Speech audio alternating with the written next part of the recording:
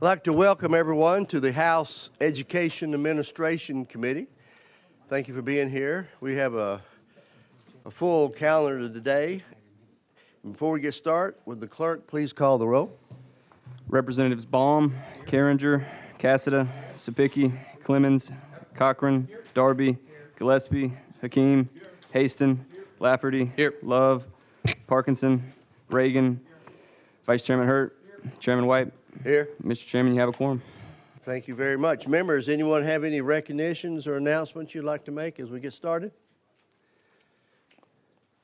Seeing none.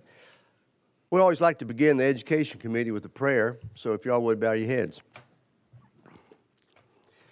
Most Holy Heavenly Father, we thank you for the opportunity to be together, to come together in a constitutional government and talk about laws and issues that concerned the people of this state.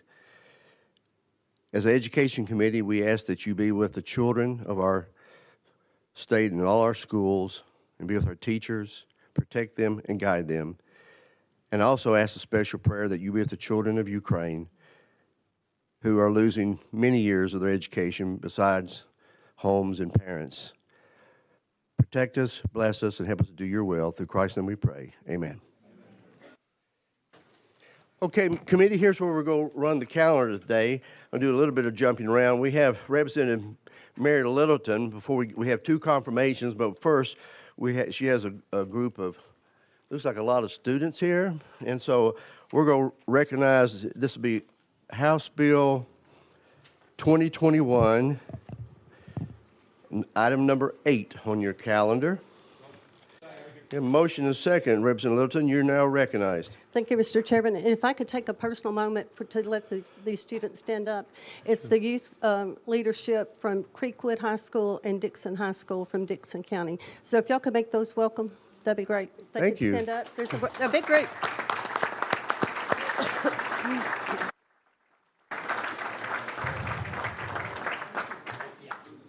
Thank you all for joining us. Very much appreciate your attendance today. So you have an amendment on your bill, is that correct? That is correct. It does rewrite the bill. Do you have the number before you? 015251. That's it. Motion is second. So members, can we add the amendment to the bill? Any objection? Seeing none, all those in favor of moving the amendment 15251 on the House Bill 2021 indicate by saying aye. Aye. Opposed? The ayes have it. You're now back on the bill. It is properly amended. You're recognized. Thank you, Mr. Chairman. I know this is an odd request, but we've talked about it. For 4 years now, the youth leadership has brought bills for me to carry, and they've all been very successful. But this time, we've actually brought 4 students up to spend a few minutes with you to describe the bill that they presented to me. Okay. Yes, if they Without could please. objection, we'll go into session. Thank you. Mm-hmm. I have the names of 5 students. There's 4? There's 4. Okay. Without objection, we're out of session, and the students can come up.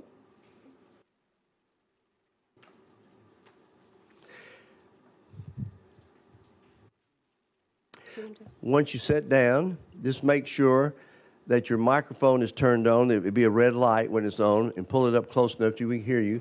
And we are also streamed live AV, and so we say your name and who you're with before you begin to talk. Who's going to lead out? Yes, sir. Thank you are recognized. Thank you, Representative Littleton. My colleagues and I are here today to represent Dixon County Youth Leadership and 4-H in our proposal of HB 2021, 118,145. That's the number of child abuse cases that are reported annually. But researchers suspect that a subsequent approximate 59,000 go unreported each year. Now, out of the 1 million students encompassed in the Tennessee Educational Program, that is approximately 1 in 5, or 20% of children will experience child abuse, have experienced child abuse, or are currently experiencing child abuse. Hi, my name is Annabeth Thompson. So just shy of 60,000 cases of child abuse go unreported. With our bill, we hope to decrease this by mandating school personnel training. School personnel is defined as teachers, principals, administration, counselors, even librarians, and other support staff employed in a school or whom perform services in a school under a contractual basis. So children who experience abuse or neglect can suffer from the consequences of their maltreatment long into adulthood. This can lead to significant financial costs associated with healthcare expenses, productivity loss, child welfare, interactions with the criminal justice system, and especially education needs. Children and child abuse in Tennessee led to an estimated of $73 million in economic burden. This correlates with significant risk for emotional and interpersonal difficulties, including high levels of negativity, poor impulse control, and personality disorders, as well as low levels of enthusiasm, confidence, and assertiveness. Good afternoon. My name is Hannah Wallace. The HB 2021 will address these issues by providing proper training on the signs, symptoms, and the reporting of child abuse. Early detection will positively affect the child, including brain and cognitive development, social and emotional development, as well as academic achievement.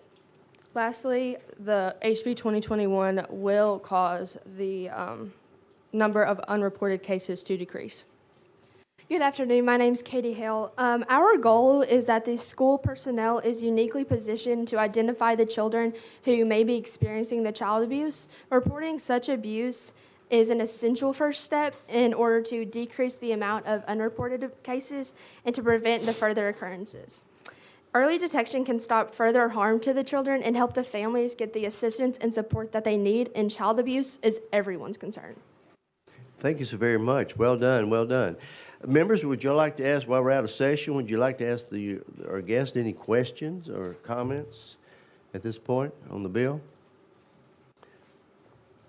Representative Carey? Thank you, Chairman. I just would like to say thank you to Chairman Littleton, and thank you to all of you all. It's great to be up here seeing young people taking interest and being involved, and I just hope that this is just the beginning of your all's future to stay involved, because the state of Tennessee, we need good future young leaders coming up through. So thankful that you all are interested, and thank you.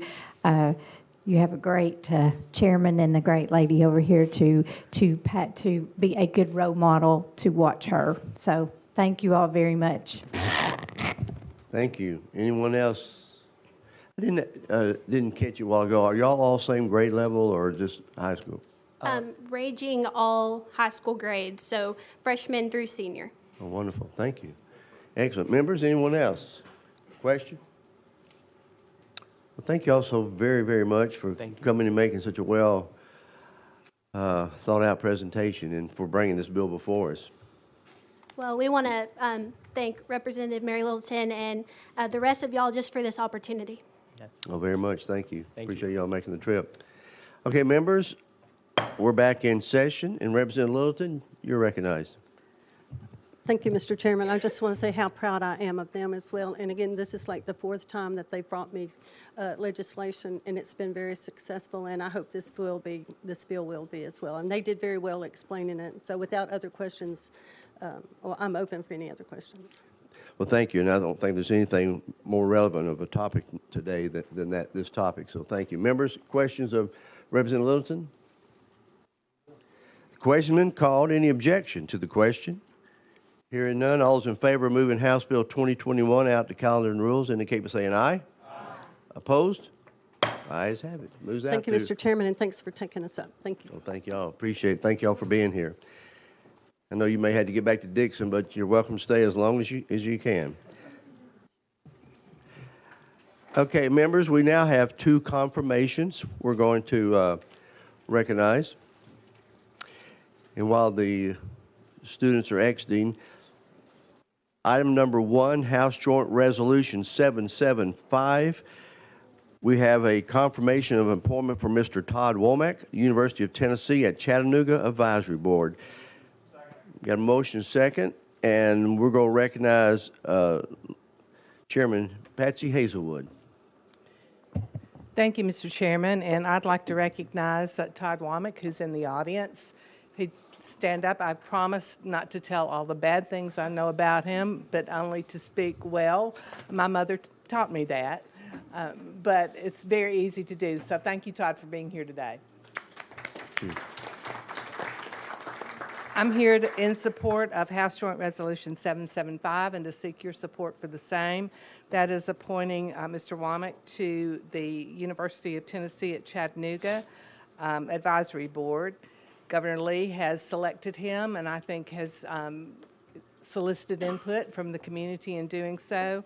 And Todd has roots that go deep into Chattanooga, both personally and professionally. In his professional career, he started life with Unum, which is formerly Provident, a very large insurance company and a huge employer and a huge part of the Chattanooga and Hamilton County for many years. He also worked with Erlanger, which is the safety net hospital in Chattanooga, as public relations specialist, and he went from there to work for the city of Chattanooga with former Mayor Bob Corker, and went on to work with the former mayor when he became U.S. Senator in Washington. He has represented his city and his heritage well. He is an alumnus of UTC and already serves on the foundation board. And with that, Mr. Chairman, I would just tell you, I know him personally. He's a man of fine character. I know his family. He's a great father and a great husband, and he would be a great addition to that board. And with that, I would ask for your support. Thank you. What I'd like to do first before we get Mr. Womack, would you have a seat right here? And we'd like to welcome you to say a few comments. We're out of session. Well, thank you, Mr. Chairman. Thank you, Chairman Hazelwood. It's really an honor to be before you today, and really an exciting thing to be able to give back to the community I love. I don't know that I want to try to do much bio after your kind introduction, but I went to the University of Tennessee at Chattanooga, and it was pivotal, really, in helping launch me, and certainly to be able to give back is a very exciting thing. I've got a daughter now who is there and in the business school, and so my father went there, and so it's been a huge part of our family. And if you all choose to allow me to go down this path, look forward to the opportunity to serve the state and hopefully give back. But thank you. Thank you. Like I say, many of us know you, but let me go to Representative Mark Cochran. Let me recognize him at this time.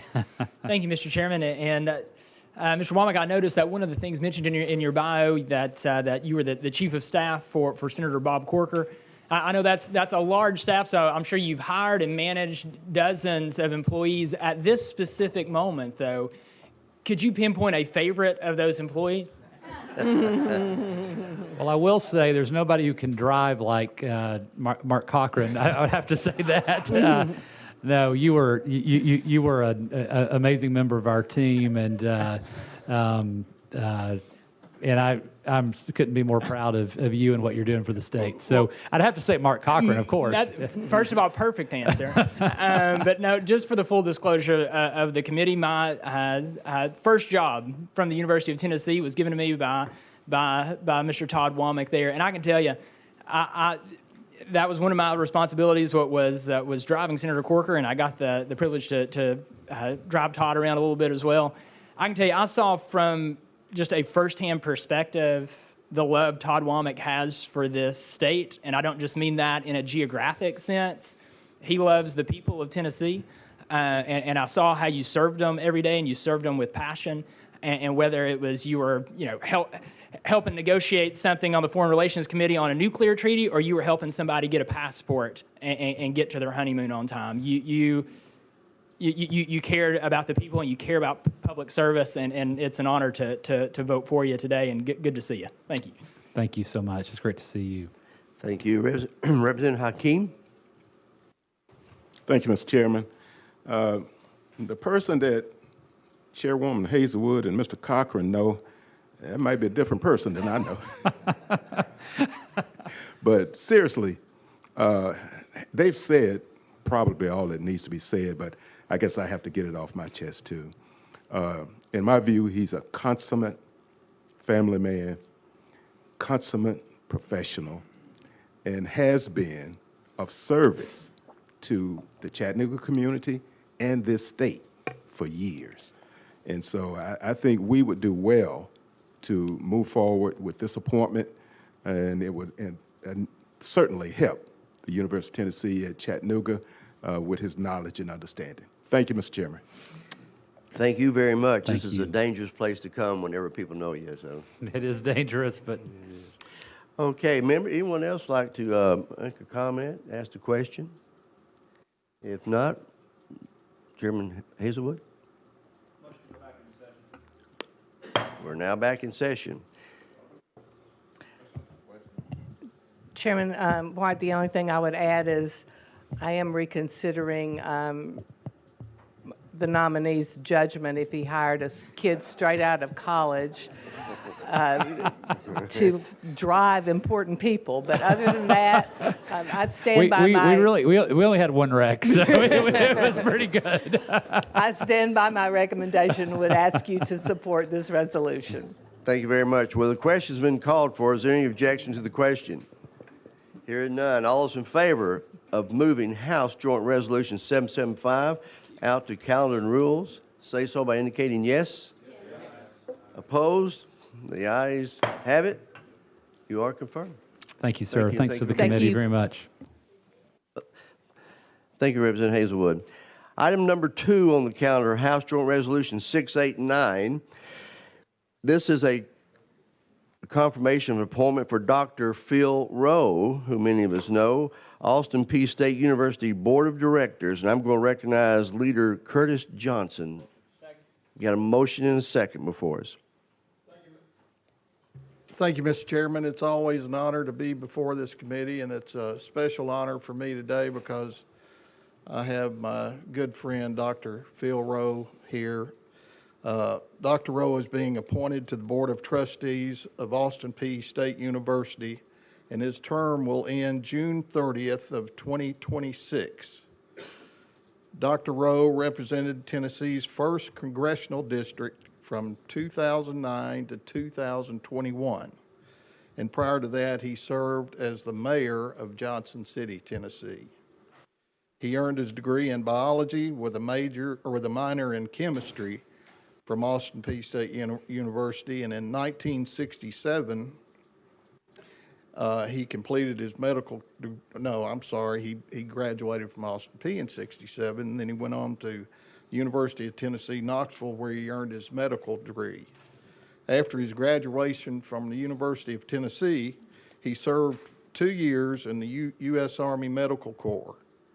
Dr. Rowe is a person of integrity who brings strong commitment to the citizens of Tennessee, and it's my honor to have Dr. Rowe as on the Board of Trustees for Austin Peay State University. Thank you very much. Dr. Rowe, if you dare, I'd like to invite you to come up and sit in the seat. And just make sure the mic's on and introduce yourself to everyone. Not that you need that introduction, but for our AV crowd to know who's talking.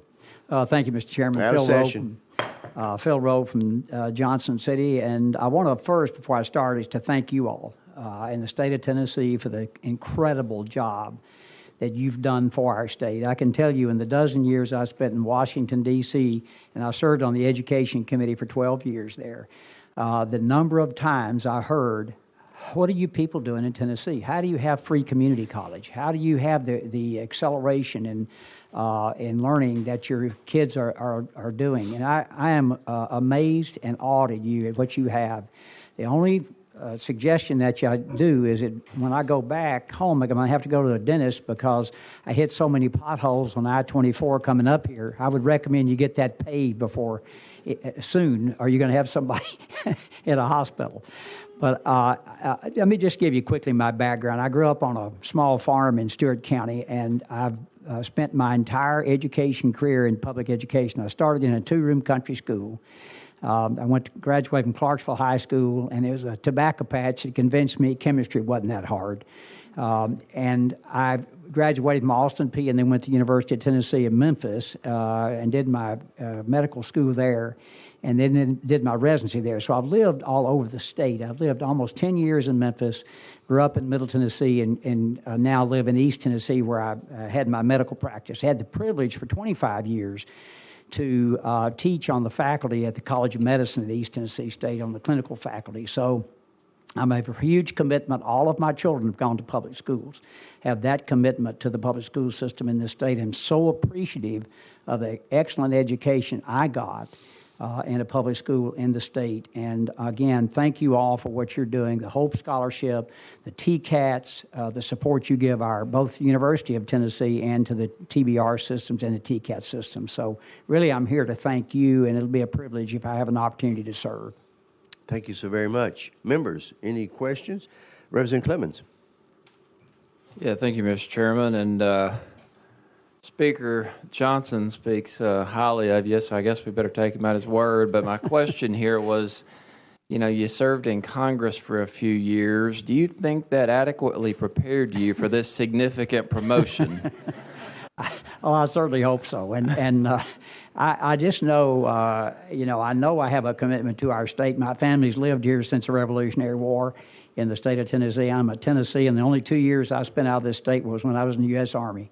And I tell people I won a free trip to Southeast Asia. I went to the mailbox one day and got one of those along with a lot of people, and had the privilege of serving on two committees in the House, and one was the Veterans Affairs Committee. I had a chance to chair that committee, and I had a chance to chair the Health, Employment, Labor, and Pension Subcommittee on the Education Committee. But I once again, I'm really here to thank you all for the job you're doing. I mean, this state has got to be one of the best states in the union to live in. It's thanks to the work you guys do. Thank you so very much. Appreciate that. We appreciate you willing to take on the task. APSU is a great institution in our state, and you do have a mayor up in that area. Used to be Representative Joe Pitts. You know him? I do. Yeah. I do miss him. He was a good one up here. Members, anybody else have a question of the doctor? Curtis? Mr. Chairman, I may be out of order, but I would like to recognize Dr. Mike Licari, president of Austin Peay State University, and Carol Clark, vice president from Austin Peay. Thank you for doing that. Appreciate it. Motion, we're back in session. Any further comments? If not, I'll go back to Representative Curtis Johnson. I renew my motion. Question been called. Objections? Hearing none. All those in favor of moving House Joint Resolution 689 out to calendar rules indicate by saying aye. Aye. Opposed? Thank you. Thank you, Mr. Chairman. And one last comment. Austin PD beat Chattanooga. UT Chattanooga 30-20 this year in football. Thank you, Mr. Chairman. Committee. Yeah. We got a motion to reconsider here. Thank you very much. Okay, members, before we get started on the regular calendar, I do want to make one jump, and then we'll get back in order. Jump over to item number 14, House Bill 2037. That's Representative Jernigan.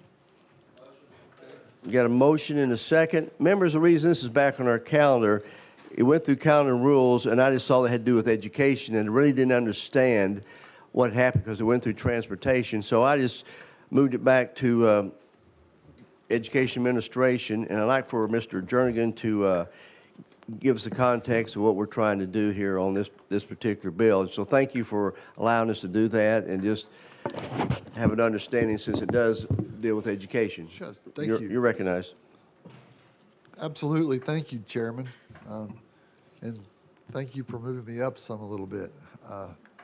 So members, House Bill 2037 would remove a provision in code known as no pass, no drive. Currently, in order for a minor to receive a driver's license, the student must show satisfactory academic progress. But even if they show academic progress, a school can still deny access to a driver's license. Further, if any time during their high school tenure they fall below satisfactory grades, the Department of Justice then revokes that driver's license. I'm going to submit to you that students who are struggling in the classroom, they face hardship in their personal lives, and we don't know what's going on there. Taking away their ability to drive only imposes further obstacles to their path to success. The student may need a driver's license for a variety of reasons, to go to medical appointments, to go grocery shopping, to have a job to help support their family. So at the end of the day, I think that the parent should decide whether or not they have a driver's license and not the school. The parent's going to be the one with insurance in the car, and this bill was given to me by a constituent who called me up. It was a father who said that his daughter was 16, and he's, bless his heart, he realized, he says, look, my daughter's not the smartest in the classroom. He said, not every kid's DNA is made up to make A's and B's. You know, you can't teach a fish to climb a tree. So he said that he has cancer. She has to take the bus, and she goes to NSA, which here in Nashville, it's a private school. And sometimes it takes her an hour and a half or so. She tried to get a job to help the family, but the principal at the school said that she needed to focus more. And she was making, as far as the law is concerned, it's C's and D's, but it's passable. And I don't think that should be a factor on whether or not you have a driver's license. The Department of Safety said there are some private schools that don't do it at all. They don't entertain this at all.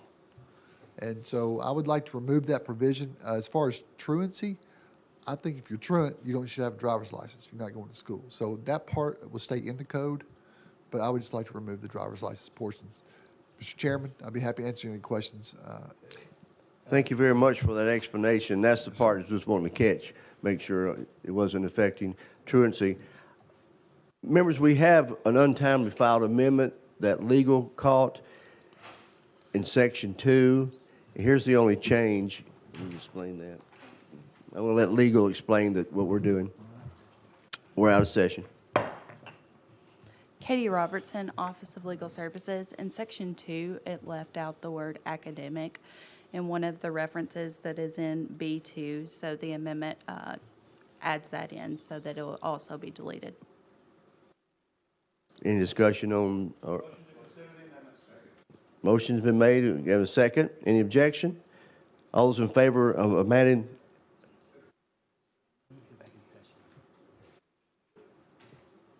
We're back in session now. Go ahead.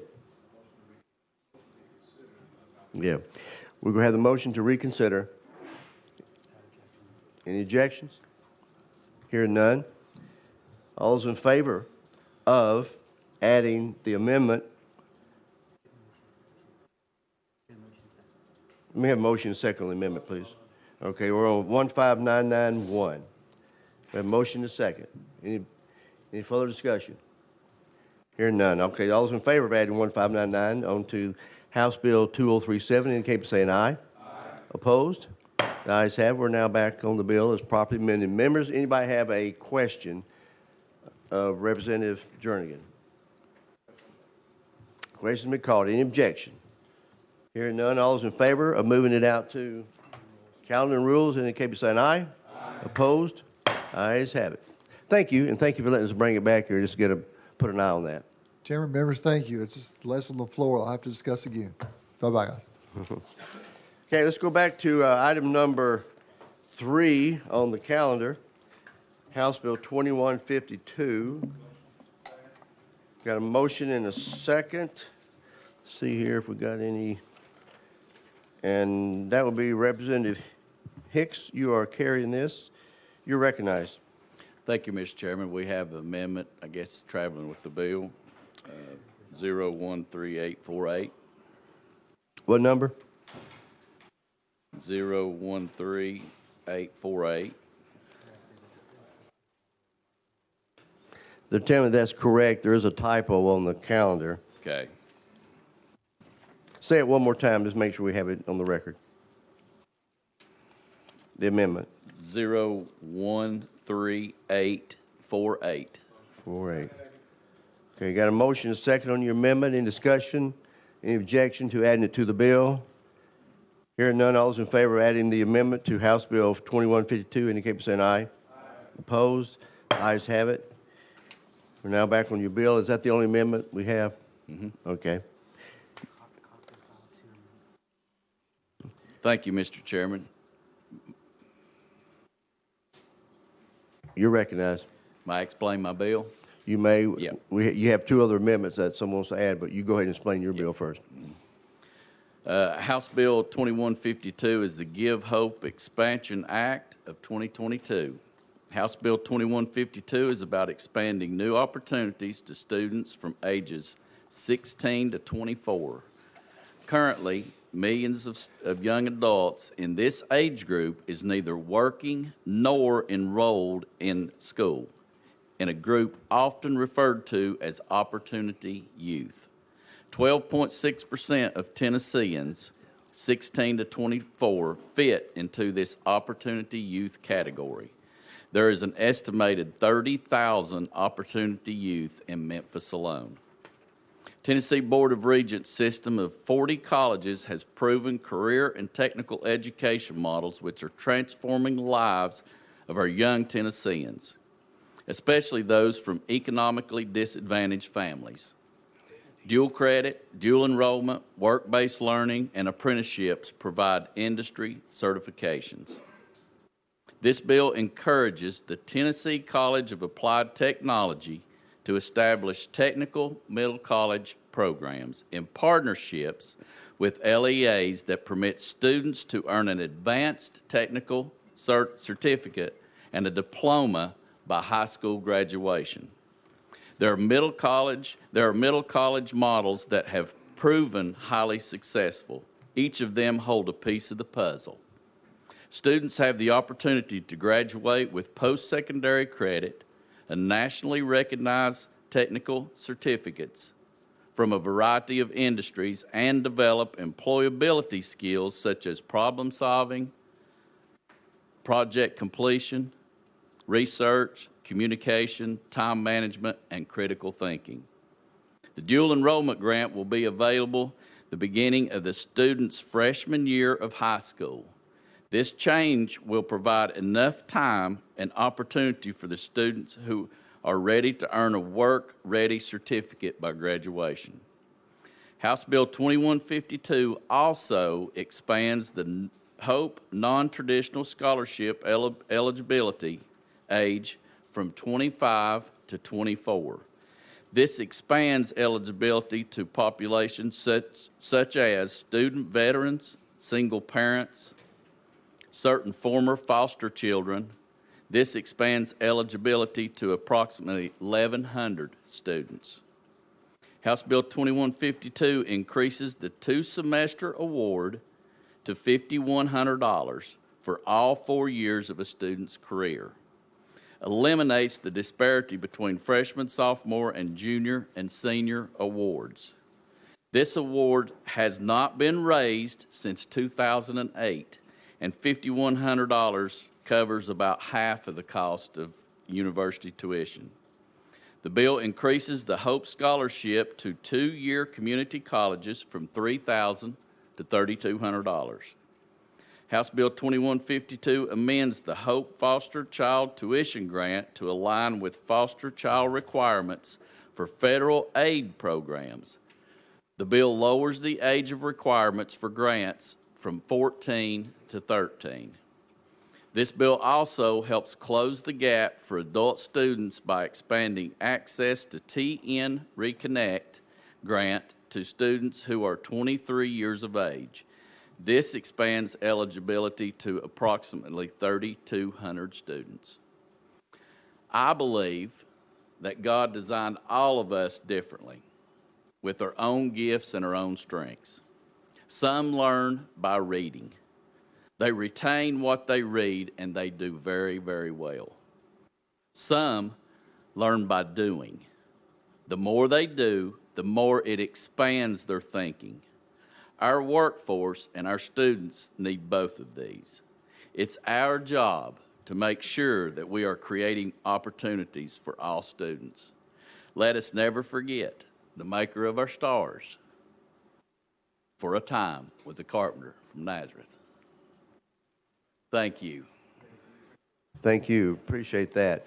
Members, if any committee member has a question on the bill before us, Representative Cochran does have a couple amendments that we need to consider. But before we get to that, I want to see if we got any questions on the bill before us.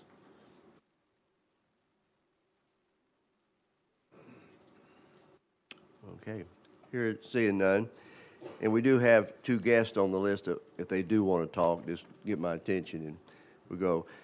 Okay, Representative Cochran, you are now recognized.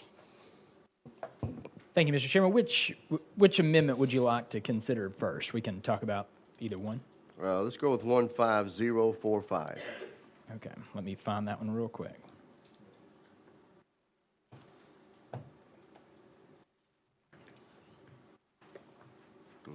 Okay.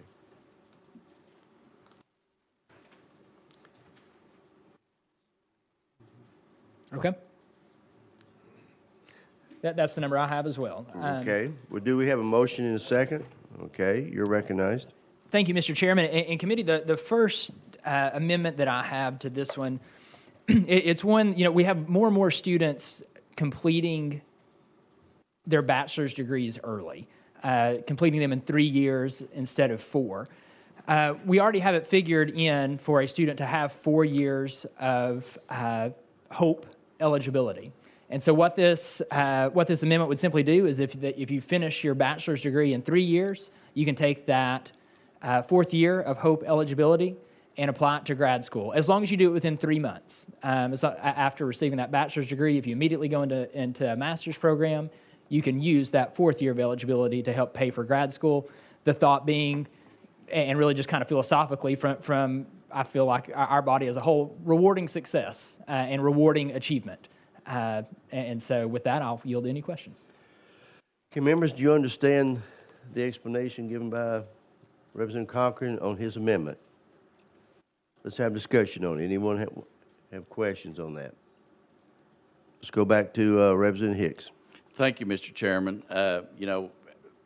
This bill was brought by the governor's office, and a lot of time and a lot of hard work has went into this bill, and we really like the posture that it's in right now. We do have folks here from the governor's office, and T-Heck, if you would like, if any members would like to ask any questions, but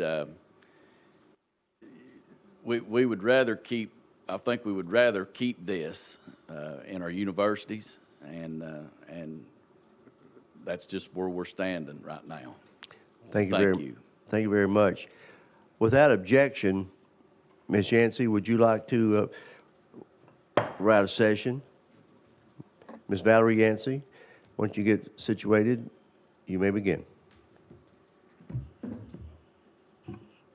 Thank you, Mr. Chairman. This is the first time I've had the honor of being in front of this committee. Valerie Yancey with Governor Lee's legislative office. So first of all, we really, really have appreciated the conversations that have taken place about this bill and about the amendments that at first Representative or Leader Lamberth was interested in, and now I believe that Representative Cochran has picked up that banner. Governor Lee did ask that we give this a try, that we give this bill as written a try. Now, I will say on the graduate school conversation, that is a major change from how this program has worked since its inception. It is not one that the governor is saying he does not want to discuss, but he would really prefer for us to have a larger conversation about graduate school at another time.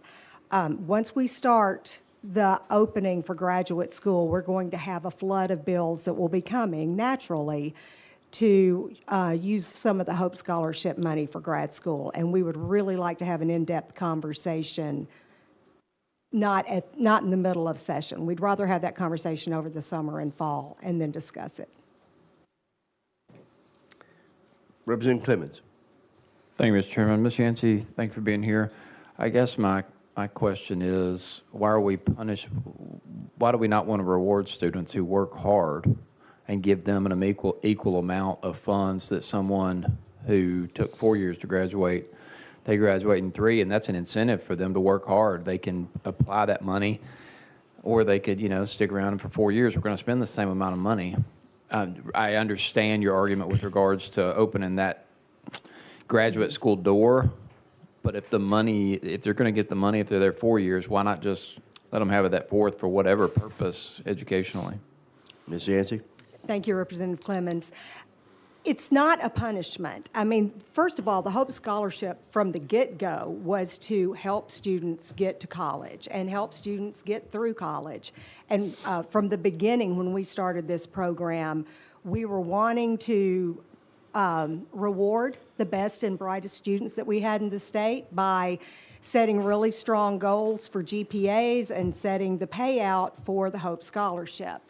Over time, we've had to back off. The legislature has made the decision to back off on some of those early GPA requirements, and we are where we are right now. If a student finishes early, I would suggest, and this is just, I don't have evidence in front of me, THEC might, I would suggest that those students are probably already going on full ride scholarships to begin with.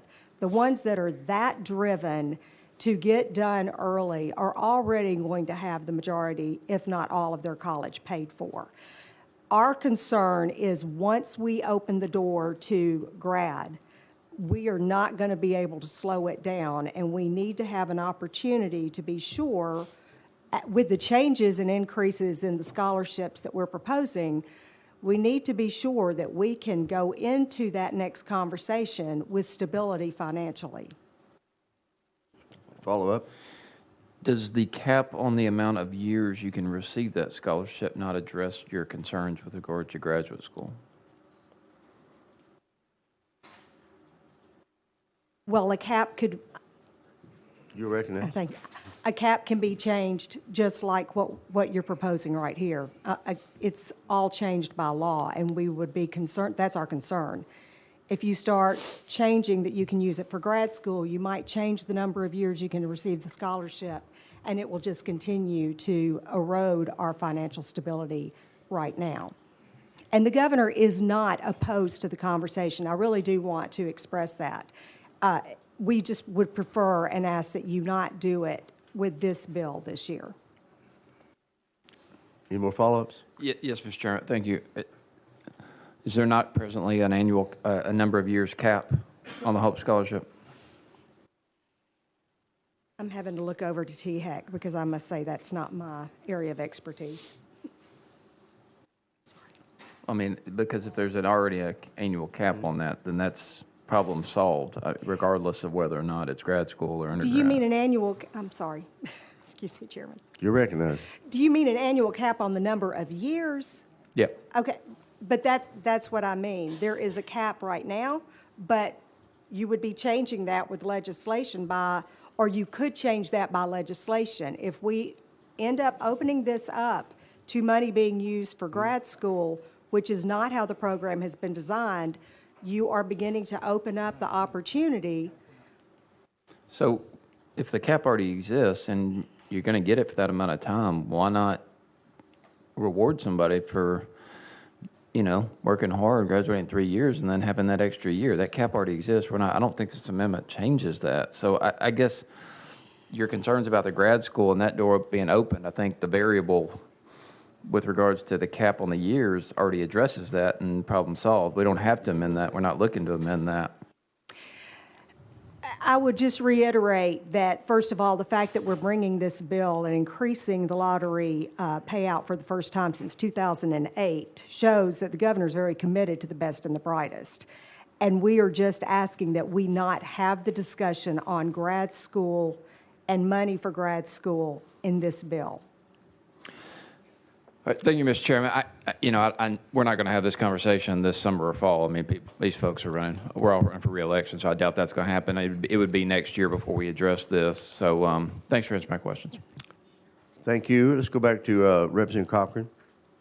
Thank you. And that Representative Clemens actually addressed some of the things that I was going to. We can, as far as we could change the cap with legislation, well, we can change anything with legislation, but we're not changing the cap with this legislation. We're just saying the cap is the same. You have 4 years of HOPE eligibility. You would have that regardless. We're just saying if you only use 3 years of that eligibility, why not put that toward grad school? So, I mean, not really a question there, but I guess a statement to the fact of, well, you could change the cap with legislation. We know that. I mean, we could change anything with legislation, but that's not what we're proposing. We're just taking current eligibility, and if you get done a year early, applying it to grad schools. So, I don't know that I see the point because I don't know that I see your point because we're not changing that cap. We seem to be arguing about something that's not happening. Any follow-up, Ms. Jansen? No, I appreciate that. And I do feel like I'm not expressing this very well. I know the cap is not being changed by this, but starting to use Hope Scholarship money to pay for grad school is a policy shift that we have never addressed before. And we would just like to keep this bill focused on the 4-year and freshman, sophomore, junior, senior, rather than getting into the grad school discussion on this bill. Any follow-up? No, and I guess I could say this now or when we're back in session, but I just think it's important that we continue. If you have that eligibility, I just think it's important that we are rewarding achievement, rewarding success, and this gives us a very unique opportunity to do that and using the exact same money that we had already planned on using. So that's all I've got. Thank you. Any further discussion while we're out of session? Representative Sapicki or Ms. Yancey? Yes. Okay. You got one more. I find myself agreeing with my cohort here from Davidson County and Mr. Cochran.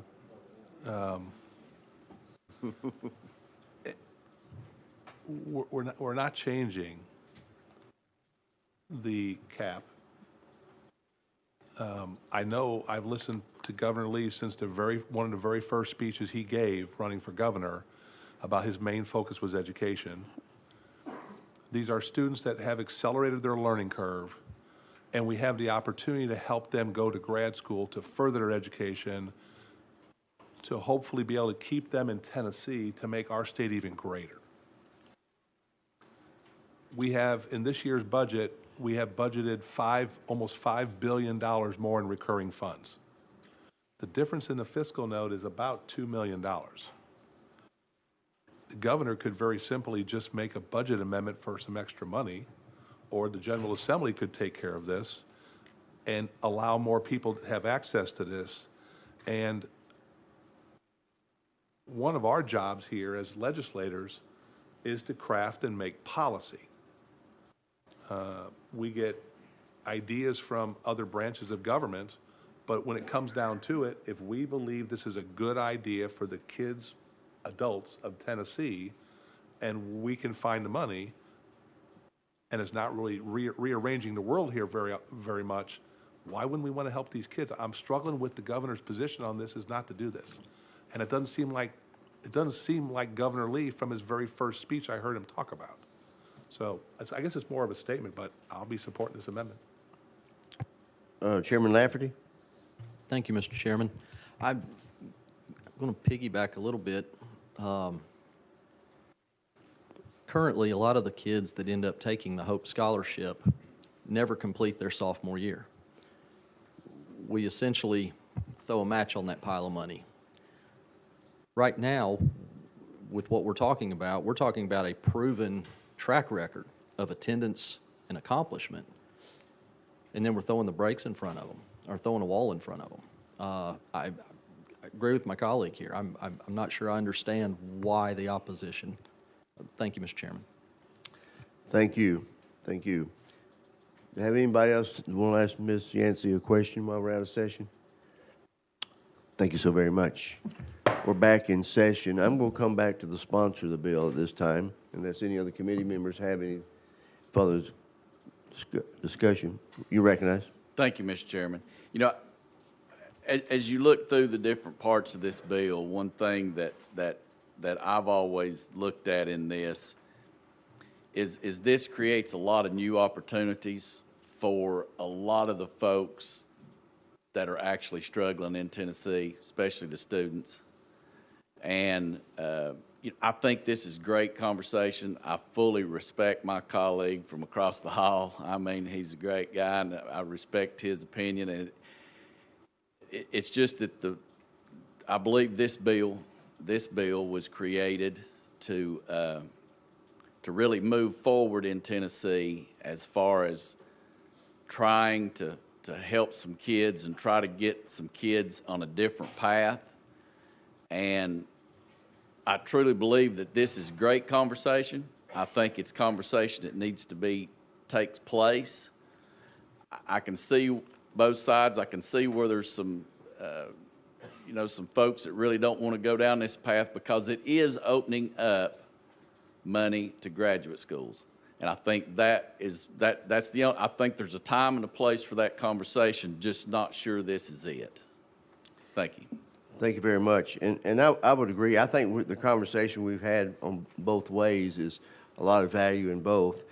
But what's before us now through this legislation, we took this money away from our colleges a few years ago, and now we're putting it back and much more.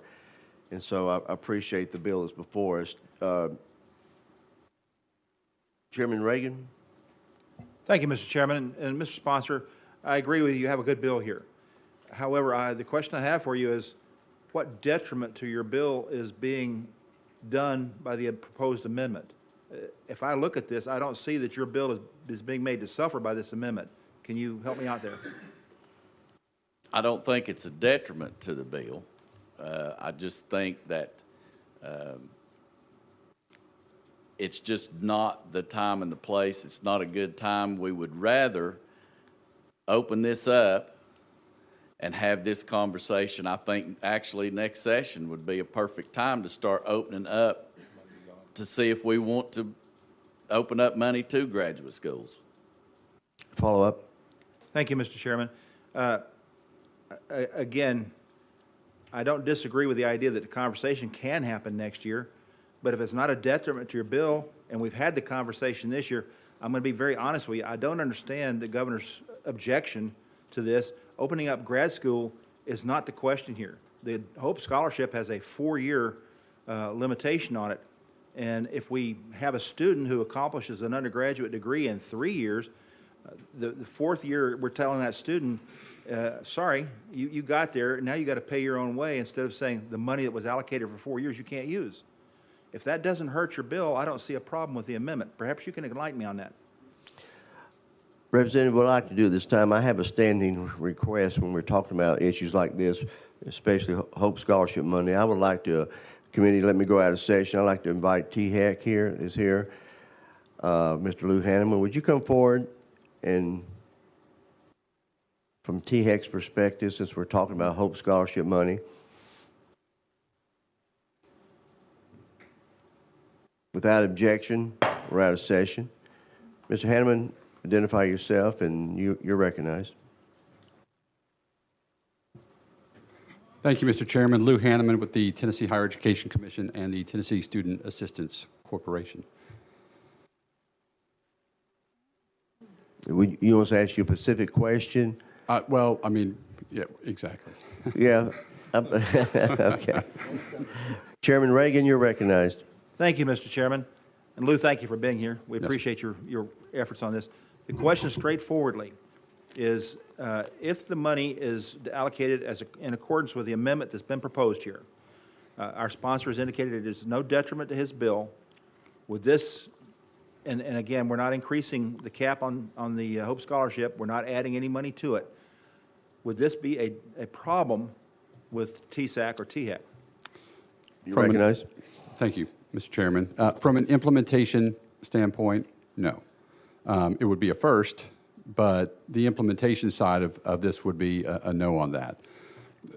What maybe isn't coming through is that even though a student who is following a traditional path and not completing early would be able to use those funds, we're talking about a student who will have graduated early and therefore not use those funds. And so using them for grad school actually represents an increased cost in a given fiscal year. And so we don't budget students out on their prospective use of lottery dollars. We don't say, well, you have $20,000 in lottery funds that you can use over your lifetime as though it, like in some sort of debit kind of mechanism. When the fiscal note comes back at 2.5 in the first year and 4 point, something in the out years, that's a real addition to the existing cost of this bill. And so this bill would go from 88.6 million to 92.6 million and change in out years. And so I think that's a fiscal concern that we would certainly want to think through. I think we would probably make an argument that the 88.6 is at the outer limits of what we consider doable for a lottery expansion bill this year, now that we have essentially reached a point where Tennessee Promise is sustainable on a one-to-one point and likely will be sustainable in perpetuity with a cushion in short order. And so I would just kind of put that out there. The only other piece that I would say is that a student who is aggressive academically and completes in 3 years, the chances are that they have actually used up a substantial portion of even their 5-year amount of funds, because we do this on a per semester basis. And so a student who completes a full undergraduate degree in 3 years likely used Hope Scholarship during the summers. And so, I don't know which side of the argument that would fall on, but that is another consideration, that these students are not graduating in 3 years and are leaving 2 years worth of financial aid on the table, if that helps your question. Any other member have a question of Mr. Hanneman? Representative Cochran? Thank you, Mr. Hanneman. And just to kind of speak to what you mentioned, of course, I think it goes to, rather than 92, I think to 88 million. But then, agreed. I mean, so yes, you're right. If they've already used that Hope Award, then obviously there's none left to use, right, on grad school. But there are those situations where someone maybe just really knocked it out with a ton of credit hours in the regular semester, took 20 however many hours a semester and just really knocked it out, and then they would have that opportunity. So I agree with you. It's not going to apply to every student, but I certainly, and I know you're not speaking to the message of it, but again, it's that message of rewarding achievement and rewarding success and pushing them to complete and to complete early. But I do get your point that depending on how you use that 3 years, if you use summer semesters, you may have already used up your eligible dollars, but many may have just knocked it out in a normal semester period, and again, may have that year of eligibility. And so that's my argument, is that if they have that year left of eligibility, they should be able to use it. But again, I know you're not here to express an opinion one way or the other on that. Just wanted to touch on it. Thank you. Yes. Any comment to that? Well, I mean, I think, while that might represent a philosophical departure for the Hope Lottery Scholarship, which kind of started off with a focus on undergraduate degrees, that is certainly the purview of the General Assembly, and then, of course, by extension, the governor. So, Chairman Sapicki? Okay. Any other members want to ask a question while we're out of session? Thank you, sir. Thanks for your support. Okay, members, we're on the amendment 15045. Any further discussion on the amendment? The question's been called. Any objection to the question? Okay. I'm going to try this with a voice vote. So let your yes be yes, your no be your no. If not, I'll call for roll call. All those in favor of adding Amendment 15045 to House Bill 2152 indicate by saying yes. Aye. Those opposed say no. The ayes have it. Thank you very much. Mr. Representative Cochran, you have 15081 amendment. Yes, sir, Mr. Chairman, that is correct. You got a motion and second. You are recognized. So, Mr. Chairman and committee, this is essentially keeping the way that we stagger Hope Scholarship money, the way that we do that similarly now. This is keeping it with a new formula. So the way that the bill is written currently without this amendment, every student, freshman through senior, gets $5,100. And so what this amendment does is, in current law, by the way, your freshman and sophomore year, you get $3,500 a year. Your junior and senior year, you get $4,500.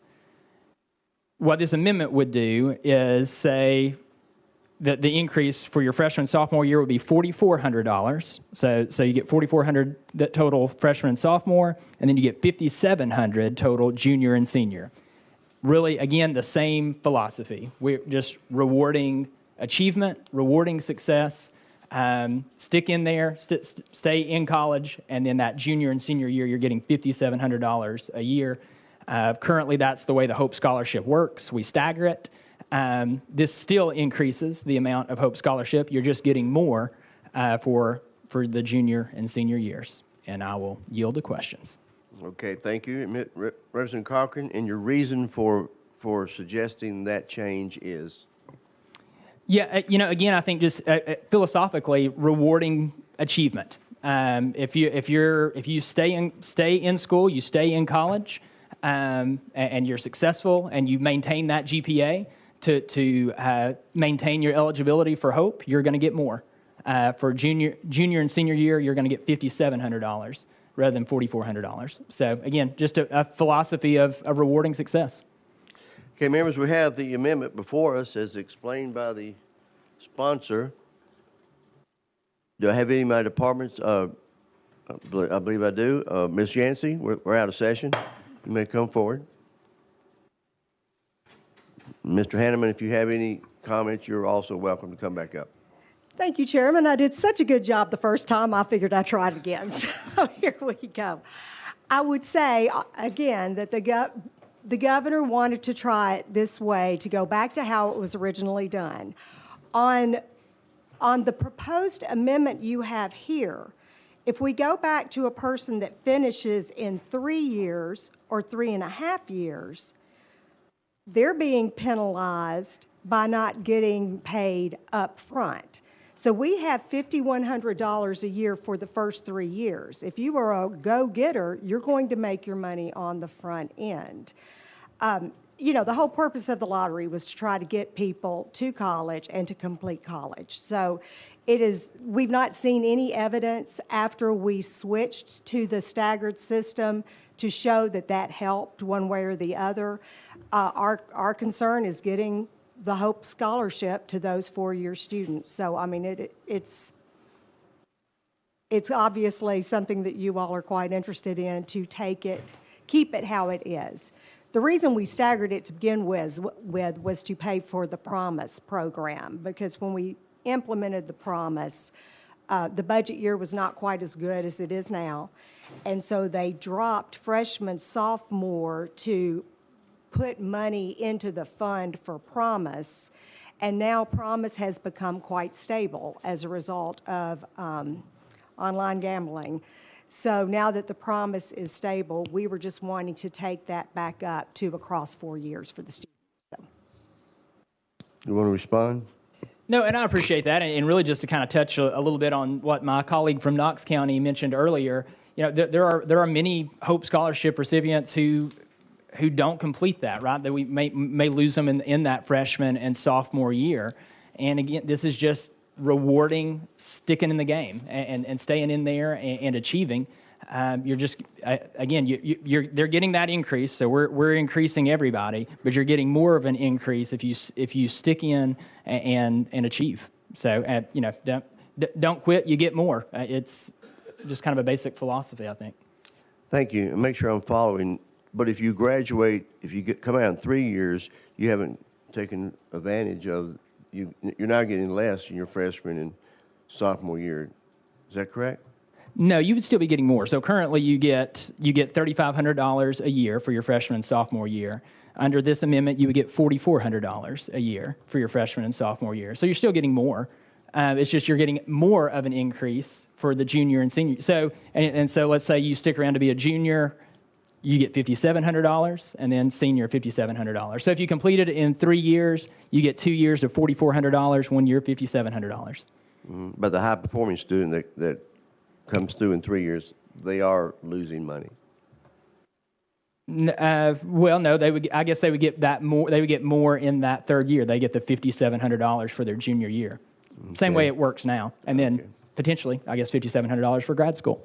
Okay. Okay, we're on. Anyone else want to? If not, I'm going to go back to the sponsor of the bill.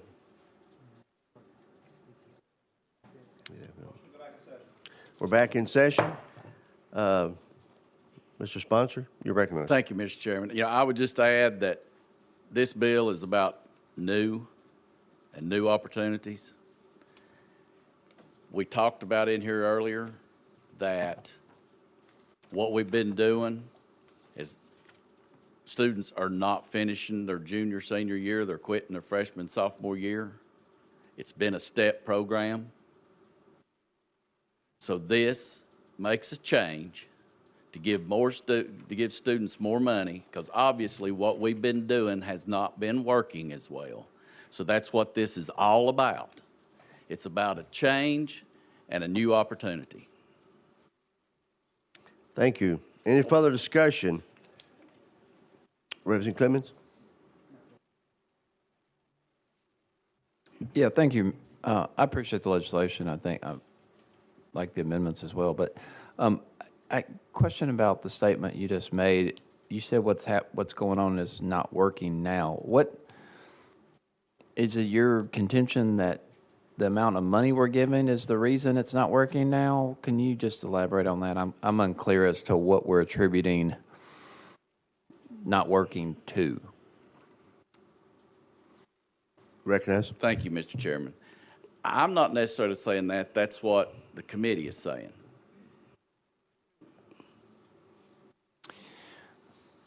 You recognize. Thank you, Mr. Chairman. I don't know what to make of that. Yeah, thank you. Okay. Representative Hurt?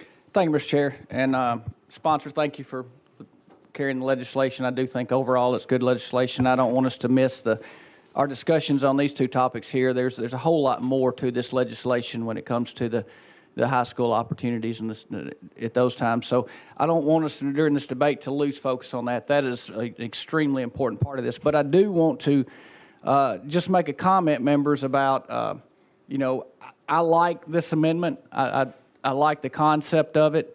I say that because when I was elected, my first year here, I know that everybody that sat on this committee with me, we heard freshman retention rates, and we all were like raising eyebrows, like, whoa, what? It was not good. We were not real excited about it, to put it that way. I do appreciate the work that the universities have done to increase that, because the numbers I've seen lately are better. And I'm still trying to decipher some of those and understand the context of some of them are in, but we are seeing improvements there. So I appreciate that from our universities and the work they've done. But I see this as an opportunity to possibly help that some more and give them more incentive to stay and not come in and get that easy money or the free money those first couple of years and then maybe slide out of the way and not finish. So I see this as a good opportunity. I think I've been told that there's not really seen that works, but it hasn't shown to hurt either. And I like the idea of giving more incentives to keep students in school, to continue to help improve those retention rates that, again, I want to acknowledge they have improved, but I see this as an opportunity to continue to help improving those numbers. So with that, thank you for the amendments. Thank you. Anyone else? Okay, the question has been called forward on Amendment 15081. Any objections to the question? Hearing none, all those in favor of adding that amendment on to House Bill 2152 indicate by saying aye. Aye. Opposed? No. The ayes have it. You have added to your bill. So we're now back on the bill as properly or as amended, House Bill 2152. Let me go to the sponsor first and see if he has any other comments before we call the question. Thank you, Mr. Chairman. I have none. Thank you. Okay. Question's been called. Any objection to the question? Hearing none, all those in favor of House Bill 2152 going to government operations indicate by saying aye. Aye. Opposed? Ayes have it. Moves out. Thank you, sir. Thank you, Mr. Chairman. Appreciate it Thank very you, much. committee. Okay, members, I didn't know it was going to take that long on that particular one, and we have guests here to speak on several bills, but we have guests to speak on most of the bills, so I'm going to have to kind of stay going forward right now. Item number 4, House Bill 2157, has been taken off. It's rolled 1 week. Rolled 1 week, House Bill 2157. Item number 5, House Bill 2822. We've got Representative Harris carrying this, and we have a motion and a second. You're recognized. Thank you, Mr. Chairman. I do have an amendment on the bill. It is an untimely filed amendment, but it's 016006. We have a motion and a second to consider the amendment. Any objections to considering the amendment? Seeing none, all those in favor of hearing the amendment indicate by saying aye. Aye. Opposed? The ayes have it. Okay. We got a motion and a second on the amendment, 016006. Okay. Motion and second. I think we already have that. All those in favor indicate by saying aye. Aye. Okay. Now you may present your amendment. Thank you, Mr. Chairman. This new amendment does make the remainder of the bill. I did come and speak with you all a few weeks ago about adding the word surviving spouses to our Surviving Spouse and Dependent Children Scholarship Act to allow our spouses who are also affected by the loss of someone who is a firefighter, emergency medical service technician, to be included in this piece of legislation. Currently, the way the current legislation is, it's only related to children, and so this just adds the spouse piece. Obviously, if you remember, we had a fiscal note of $22 million initially, but after working with THEC on this, we've gotten it down to $122,000, and that was by taking out military from this language. I would like to be able to come back maybe next year and think about adding military back for families like Sergeant Ryan Canas, who died back in August of 2021, but for the time being, at least being able to extend it for as many people as possible right now. I would like to ask for consideration of this bill. Okay, members, with that explanation before us, any discussion? Any objection to the question? Hearing none. So all those in favor of adding Amendment 16006 to House Bill 2822 indicate by saying aye. Aye. Opposed? Ayes have it. Your bill is properly amended now. We're now on the bill for further discussion. I renew the motion for it. You got a motion and a second? Question's been called. Have objection to the question? Seeing none, all those in favor of moving House Bill 2822 out to Finance, Ways, and Means indicate by saying aye. Aye. Opposed? The ayes have it.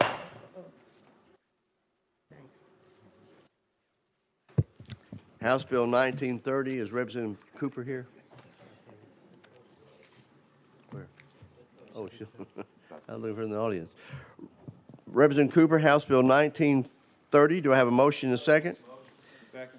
Okay, you have no amendments, so you're recognized, ma'am. Thank you, Mr. Chair and members. House Bill 1930 authorizes a local Board of Education or charter school governing body to implement the ticket program as part of the school's discipline policy.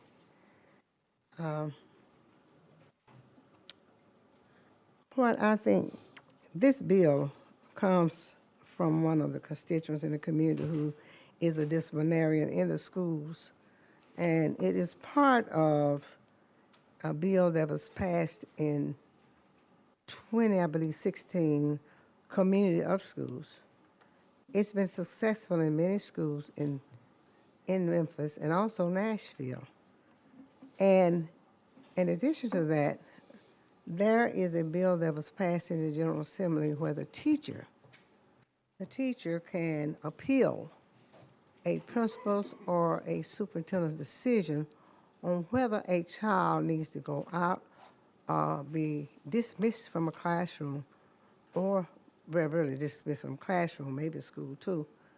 And this bill will really help in my experience with it and being a teacher for 35 years and 4 months, working in the classroom and working with parents, Title I parents in particular, in the Memphis City schools, that this would really help and prevent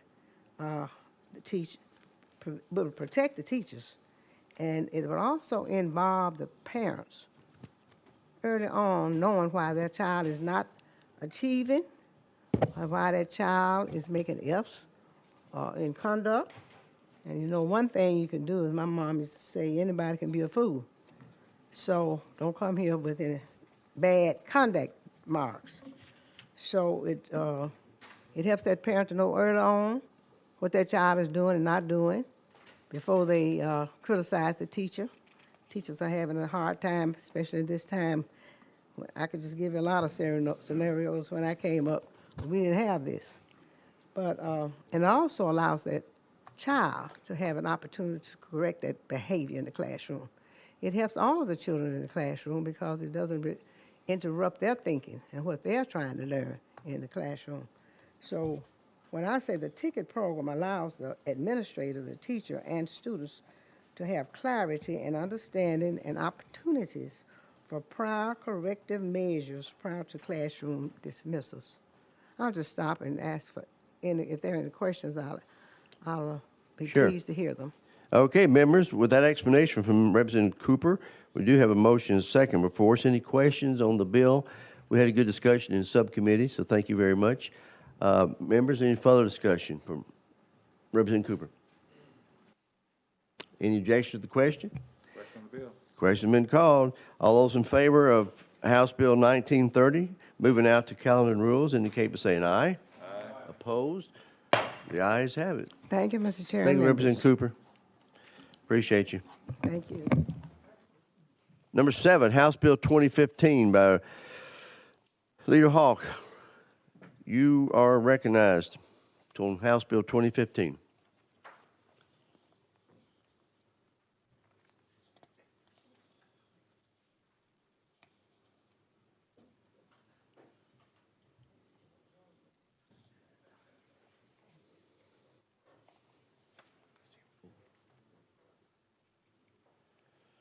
We got a lot of guests here on all these bills, so probably just keep running them. May just. Second. Got a motion. Okay, motion is second. Sir, do you have any amendments? Yes, sir, we do. We were looking at this legislation subcommittee last week and saying that once a student starts high school, that the 4-year clock will begin and follow them until they're completed their high school experience. We mentioned some high school equivalencies that could be attained in order to be less than the 4 years. And the Department of Labor had some concerns about the language in there, and they did bring us an amendment coded 015441 that clarified what high school equivalency credentials could and would be. So we do have an amendment that is new to this full committee, Chairman and members. Got a motion on in a second on 15441. Okay, do I have a second? Okay. Any further discussion? Again, that's what it does. It clarifies that that there are other equivalencies to high school other than the GED or the high set, which had been in the original legislation. So that is the amendment, Chairman and members. Right. Does it? We got a motion, second amendment. Any further discussion? Hearing none, all those in favor of 15441 being added to 2015 indicate by saying aye. Opposed? The ayes have it. We're back on your bill as amended. Any difference in discussion? No, sir, it's not. Again, this comes from truancy officers in my district in Northeast Tennessee, concerns that not only where we are now, but where we're going to be in 8 or 9, 10 years from now as well, that we're going to have 18-year-old sophomores in high school. I know there's some concerns going forward about what that looks like, but certainly if we could pass this bill out of education and see what happens next with the discussion, it would be good. Again, it begins the clock when an individual starts their freshman year at high school, continues it for 4 years, or until they graduate some other way, shape, or form. Thank you. Any further discussion? Question's been called. All those in favor of moving 2455 out to calendar and rules indicate by saying aye. Opposed? Excuse me, I'm sorry. I turned the page too quick. House Bill 2015 out to calendar and rules indicate by saying aye. Opposed? Thank you. Thank you, Chairman, members, very much. Okay, members, I know we've got guests here to speak on some of these bills, and we're trying to move on through. We've already done item number 8. 1 second.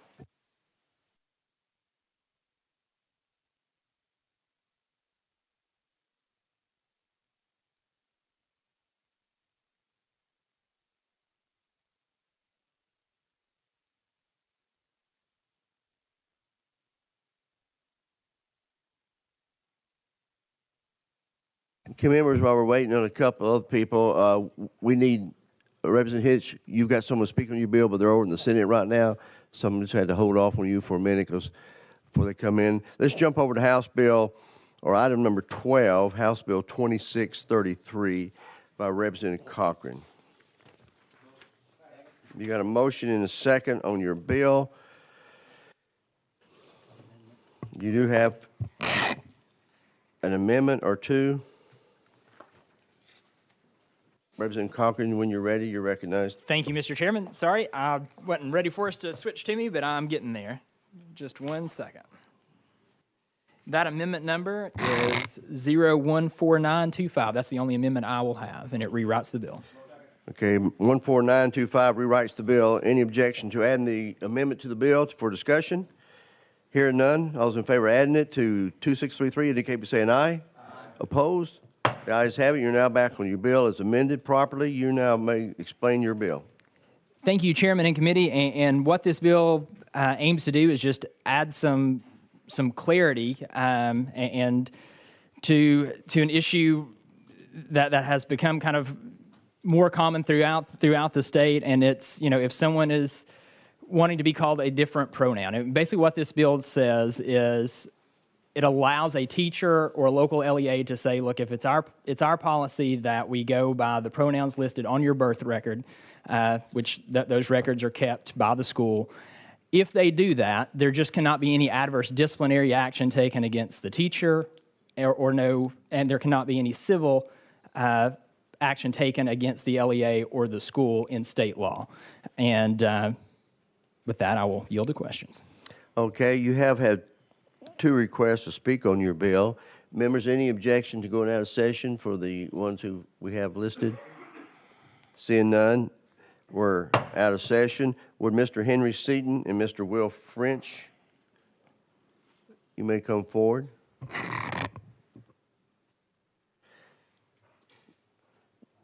What we'll do is allow each person has 2 minutes, then I will cut you off and turn your mics on, and then identify yourself for the AV streaming. And we'll start with, which one wants to start with? Mr. French. Mr. French, you're recognized. Thank you. Thank you, Mr. Chairman and members of the committee, for the opportunity to submit testimony against HB 2633. My name is Will French, and I'm a resident and educator in Nashville. I played a lot of different roles in education over the past 13 years, most recently as a school counselor. I've also earned a graduate degree in my specialty, and I'm also a nationally certified counselor. I know that this bill will weaken education and decrease positive outcomes for students in Tennessee. HB 2633 creates unsafe school environments by giving permission for educators to discriminate against students. This bill also is at risk of violating federal law, which would jeopardize future federal funding for education. HB 2633 would allow educators to use any pronouns when talking to or about a student, and it would not hold them accountable for using any of those pronouns that they want. In other words, teachers can defy students and even their parents' requests for students to be respected at school. I know that being the most effective, responsive school counselor I can be means honoring and respecting my students' identities, even when they are different from my own. Students learn best when they are in environments where they feel safe and supported. As a counselor and as an educator, if my students don't trust me, then they will never learn from me. Similarly, it's my responsibility as a school counselor to make sure my students feel safe and supported throughout the school. HB 2633 would make that impossible. Educators are supposed to model appropriate behavior to their students as leaders in school. If students see their teachers modeling disrespect, then they too will start to treat their peers with disrespect through verbal and/or physical harassment. Educators should be held to higher standards to meet the needs of all our students and cultivate learning environments where everyone can feel safe and included. As such, I ask you to vote no on HB 2633. Thank you very much. Mr. Seaton, you're recognized. All right. Am I on? Am I good to go? We can hear you. Thank you. Thank you, Mr. Chair, and to the committee. My name is Henry Seaton. I'm the transgender justice advocate at the ACLU of Tennessee. As many of you know, I shared in the subcommittee K through 12 last week, and I hope that all of the honorable members of this committee got the chance to see it or read it. If you didn't, just let me know, and I'm happy to send it over. This week, I'm hoping to briefly share my story again and address the questions that were raised last week. So I came out as transgender the summer between my sophomore and junior year of high school using he, him pronouns, of course. Pronouns are what we use to refer to someone without using their name, and using someone's chosen pronouns shows a sign of respect and recognition of humanity. After I came out, I had many teachers bully me by speaking poorly of me in classes I wasn't in. During my senior year, though, this behavior hit its peak. One night, my mom got a call from my economics teacher around 9 p.m. saying that she would never use my correct name or pronouns, and disrespecting my mom for making the decision to love and affirm me. The next day, the same teacher told me that if I expected to be respected, then I just shouldn't come to her class, so I didn't, and I got a 32. This put me at risk of harm from other students, dropping out, and suicidal thoughts and actions, among many other things. It was excruciating to watch the academic career I worked so hard for be taken from me. I later took the online course and got the highest grade the proctor of the course had ever seen. I ended senior year missing 52 days of what should have been one of the best years of my life. Last week, balancing freedom and respect from anyone in an LEA was raised, and I'd like to share more about that, having reflected on it. Children should be free from being politicized in the classroom, like we talked about last week. Children should be free to learn without fear. Children should be free to pursue education without threat to life, like I did. Teachers should not have the right to put students into danger by encouraging bullying like House Bill 2633 does. I cannot express enough the idea that teachers do not have the right to endanger a child. I'll stop there. Okay, well, thank you very much for your presentations. Members, do you have any questions while we're out of session? Representative Clemens, you're recognized. Yes, thank you, Mr. Chairman. Just a couple of questions for the teacher. Does it create any additional burden for you to use a student's preferred pronoun? You're recognized, sir. Thank you. No, not at all. I think part of getting to know our students, of course, means learning what names they want to be called. Just because a student's name is Samantha, for example, doesn't mean that's what they want to be called. They want to be called Sam. That's part of getting to know my students, building those relationships, and so learning what a student's pronouns are, what pronouns they want used in reference to them, is just, for me, the same as learning what name they like to be called. And does it cause you personally any harm to use their preferred pronoun? You're recognized. No, not at all. No personal harm. I don't lose sleep at night. again, at the end of the day, my responsibility is to build relationships with my students, and so if that helps them feel seen and validated at school, not at all. And I would actually go so far as to say also that other students, when they see me modeling that respect for their peers, which is a part of my responsibility as a school counselor, as an educator, is being a role model for what respect with people from different backgrounds looks like. It actually ends up making everyone's lives a little bit easier. Follow up. Thank you, Mr. Chairman. And so I guess my final question is, and you hit on it there with regard to respect. From your experience as a teacher, do you find, or from your experience, have you found that the more respect you show to your students, the more respect you receive from your students? Reciprocal, I guess, is what I'm getting at. Absolutely. I'm a high school counselor, and so I'm in that kind of final. I'm working with students in that final stretch of their journey of K-12 education. I really appreciated the discussion that happened earlier around essentially college access and affordability, and that really moved me as a high school counselor, because my responsibility is to help students maximize their options for life after high school, to help them have hope and feel a sense of possibility about their futures. Part of that, of course, is helping them complete applications for Tennessee Promise, earn all of their graduation requirements, as was mentioned earlier. But students aren't going to come to me to ask for help on any of those tasks, or even necessarily find any interest or feel any investment in getting any of that done if I haven't built those relationships and demonstrated that respect to them as people who are worthy and deserve to have whatever future they envision for themselves.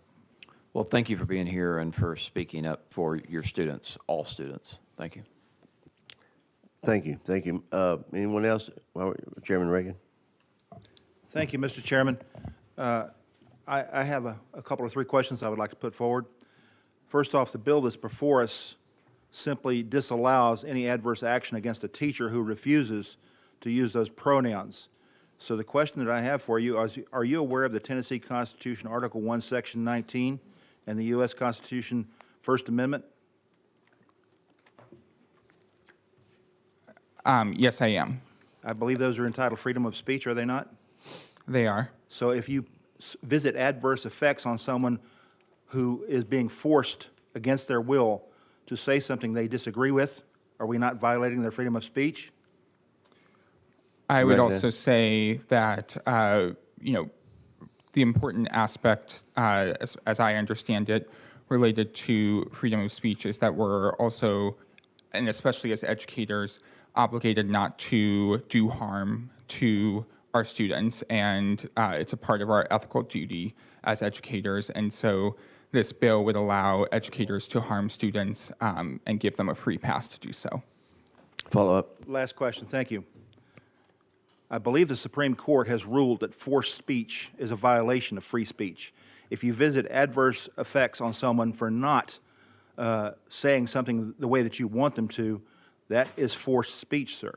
So therefore, protecting teachers who do not want to do this is not anything that I see as wrong. In fact, it's affirming First Amendment rights and Article 1, Section 19 of the Tennessee Constitution, freedom of speech rights. Thank you, Mr. Chair. You're welcome. Members, any further discussion while we're in? Mr. Seaton, you're recognized. Yeah, would it be okay if I replied to Representative Reagan's question as well? Absolutely. Yeah, so I'm glad that you brought up some legal concerns, because there are several serious statutory and constitutional issues with this bill. First, it would violate Title IX to discriminate against transgender students. The U.S. Supreme Court, like you mentioned, has already recognized that treating someone differently just because they are transgender is sex discrimination. Here, trans students would be singled out by their teachers and treated worse than their peers. All other students get to be referred by their pronouns that match their gender. For the same reasons, this is also a denial of equal protection. Finally, it would be a violation of student privacy rights because this could result in outing transgender students.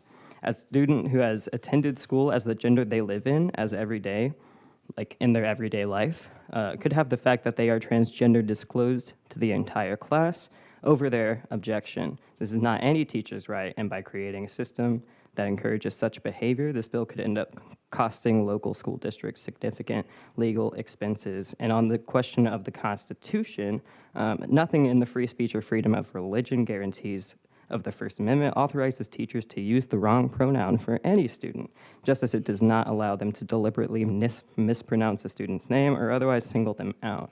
Using a student's pronouns does not mean that a teacher is endorsing any particular beliefs. It is simply treating transgender students with respect and decency. Thank you. Thank you. Any follow-up? Okay, we have a motion to go back in session without objection. Thank you very much both for coming and for presenting for us. Okay, members, any further discussion? We're on House Bill 2633. Any further discussion? If not, I go back to Representative Clemens. You're recognized for I go to Representative Cochran. Yeah, thank you, Mr. Chairman. I just briefly, I know the issue of free speech is a concern for all of us, and it was raised, and certainly understand the concerns of that, but there is judicial precedent on this topic with regards to free speech in this context, and when teachers address students in the classroom as part of their job duties, they're engaging in curricular speech. And LEAs have both the right and the responsibility to supervise the messages being sent to students with the schools and perimeter. The Evans-Marshall versus Board of Education of Tip City case out of the Sixth Circuit, in which our state is located, they said, when a teacher teaches, the school system does not regulate that speech as much as it hires that speech. Indeed, because children must attend school, the Sixth Circuit has noted they are a captive audience, which further counsels against granting their teachers a free speech right to control the curriculum. As the Fourth Circuit explained, public schools possess the right to regulate speech that occurs within a compulsory classroom setting, and a school board's ability in this regard exceeds the permissible regulation of speech in other governmental workplaces or forums, and that's in the Lee versus York City School Division case. So I guess my point is I understand the free speech concerns. We all have those concerns. Courts in the Sixth Circuit and Fourth Circuit have spoken to this, and because this bill, even given the way it's worded, it has the effect of proactively authorizing teachers or other school staff to use names or pronouns that aren't preferred by the student. That's where those speech cases come into play. So that's, I just want to point that out. Thanks, Mr. Chairman. Okay, thank you very much. Appreciate that. I used to be a teacher in the classroom, and all the students are very special, so this is a delicate issue. So I appreciate everyone's discussion on this. Chairman Reagan, you have one more comment? Yes, Mr. Chair. Before we vote on this bill, I will point out that there's a Supreme Court case that pointed out that rights are not left at the schoolhouse gates. In addition to that, this bill is not proactively authorizing anything. It is preventing adverse action against someone who exercises free speech. Thank you. Okay, come back to the sponsor. Thank you, Mr. Chairman. I just wanted to touch on just a few brief points before we vote here. Obviously, teachers in schools can and should be required to act with professionalism and treat all of their students with dignity and respect. Nothing in this bill changes that obligation. Teachers and public school employees, however, cannot be forced to contradict their core beliefs or to say things they don't believe. Freedom of speech and religious exercise includes the freedom not to speak messages against our core beliefs. Students are able to express their views. Teachers have that same freedom. I know my colleague brought up the Sixth Circuit. I want to bring up another case before the Sixth Circuit about a year ago, Merriweather versus Hartop. The Sixth Circuit Court of Appeals held that titles and pronouns express a message and that teachers cannot be compelled to speak a message with which they disagree. The Sixth Circuit observed if schools could do so, they could require a pacifist to declare that war is just, a civil rights icon to condemn the freedom riders, a believer to deny the existence of God, and so on and so forth. But that was in the Sixth Circuit, which, as we just noted, Tennessee is under their jurisdiction, and that was within about a year or so ago. So again, this is not We are not promoting bullying, but we are protecting against coerced speech, and that is protected under the Constitution. With that, I'll yield. Thank you very much. Members, any further discussion? We're on House Bill 2633. Question's been called for. Any objection to the question? All those in favor of House Bill 2633 moving on to Finance, Ways, and Means indicate by saying aye. Opposed? No. The ayes do have it. It moves out to Finance, Ways, and Means. I'm going to thank the guests for being here very much. Item number 13, House Bill 2316 by Chairman Reagan. You got a motion and a second? And Mike? Thank you, Mr. Chairman and committee. Straightforwardly, this bill prohibits males from participating in public education-sponsored sports that are designated for females. It applies to middle school, high school, and secondary education institutions. Teams that are designated for females, women, or girls are not open to students of the male sex under this bill. Biological males must compete against biological males. This does not apply to sports officially designated as co-ed or mixed. This bill specifies the determination of the biological sex identification is as listed on the student's original birth certificate. It also provides for injunctive cost recovery for someone who wants to get an injunction in court. The student or guardian is reimbursed court cost to obtain that injunctive relief. There's a limitation on this in that the student or guardian has 1 year from the date of the violation to file for action. I will point out that it is grossly unfair for biological males to compete against biological females. With that, Mr. Chair, I have some witnesses I'd like to have testify. Okay, I'll let you go. You have an amendment, but it doesn't rewrite the bill. Would you like to consider the amendment? I have 14924, is that correct? Yes, sir, that is 12511, sir. Wait a minute, let's see if I have the right one here. Check again. No, I'm sorry, you're correct. 14924. Okay, members, it does not rewrite the bill. May I have consideration, a motion second about adding the motion and second on that? Any objection to adding the amendment to the bill for further discussion? Hearing none. We're now on Amendment 14924, added to the bill. And all those in favor say aye. Opposed? The ayes have it. Would you give us a brief description of what your amendment did? Yes, sir. For the record, this removes the cause of a private cause of action. Does not change the private cause of action for the injunction, but it removes the private cause of action for a violation. Members, discussion on that? If not, we'll go in recess. You have some guests to speak? Yes, please, sir. Okay, without objection, we're in recess. We have, let me see here, 1, 2. Sir, you have, I believe, Ms. Macy Petty and Ms. Lily Cobb and Mr. Matt Sharp. Okay, if y'all would come forward. And take a seat, and we'll limit you to 2 minutes each like the guests before.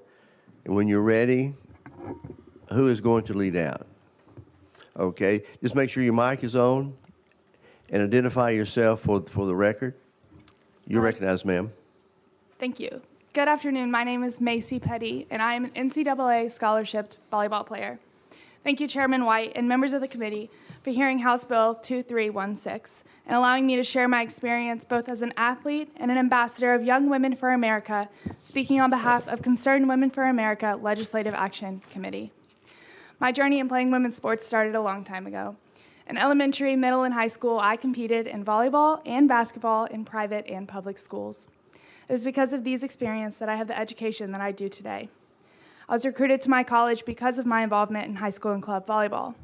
This ultimately led to my scholarship, making college a practical part of my journey. Now, in the rules of volleyball, the standard men's net is 7 inches higher than a women's net. This is because of their natural biological ability to jump higher. Men are born naturally more athletic, and their sports reflect this. This difference in height between nets is not due to sexuality, identity, or anything other than biological truths. If you are born male, you have the genetic advantage that comes with being male. These advantages do not change with personality. These advantages do not change with identity. These advantages are carried with you onto the opposite playing field and used against women who are fighting for a chance to play. I'd like to tell you about the time in high school my club team played against a women's team with a male athlete. Yes, we were forced to play against a team with a boy as a member, and he was a star. He ran the court and had college recruiters from all over watching him slam the ball in our faces. He was playing on a net 7 inches shorter than he should have as a male. This was unfair and unjust. I did not sign up to be in a co-ed league. But this goes much larger than my personal story. As an ambassador for Young Women for America, I am here on behalf of young women across this state who know that girls' sports are for girls only. When we elevate feelings over reality, it is women and girls who are the losers. If I do not speak up today, future generations will not have women's sports. Future generations will lose the chance to experience the life-changing and empowering opportunities that are brought by women's sports. Please support House Bill 2316. Thank you. Thank you so very much. Next. Hello, my name is Lily Cobb. First and foremost, I would love to just thank you all for your time. Thank you for listening to me regarding House Bill 2316. I am a female wrestler for the Clarksville High School in Clarksville, Tennessee. I want to share with you some of my personal experiences of having to compete with males and having to fail because of the biological advantages that they carry. A male's body structure and muscle mass are completely different from a female's. Males are allowed to compete with 6% body fat. So what this means is that they carry 6% more muscle than females do because we have to have 12% body fat in order for our reproductive organs to work correctly. That fact alone proves that it is not fair for a male to be able to compete in a women's sport. I finished in the top 5 in the state this year at 132 pounds and was considered to be one of the most muscular girls. I wrestled some of the toughest and meanest girls in the nations, and getting hit by a girl's crossface versus a guy's is completely different. The girls' crossfaces do not hurt, but the guys have broken my nose. Hand fighting with a girl does not hurt. The guys have broken my hands. Being hit on the side of the head by a boy, which is legal in girls wrestling and guys, has ruptured my eardrum. A male's body is completely different from a girl's body. Their bones are larger, denser, and stronger. It is tough wrestling, guys. I do it only because I had to. But now that I am on a female's team, I should not have to wrestle a guy. I should not have to be at a disadvantage before I even step onto the mat. So I'm asking for your support, for your daughters, for your granddaughters, and your nieces, that they do not have to go through the emotional and the harmful actions of having to wrestle a guy and compete against a male. Thank you for your support. Thank you very much. Yes, sir.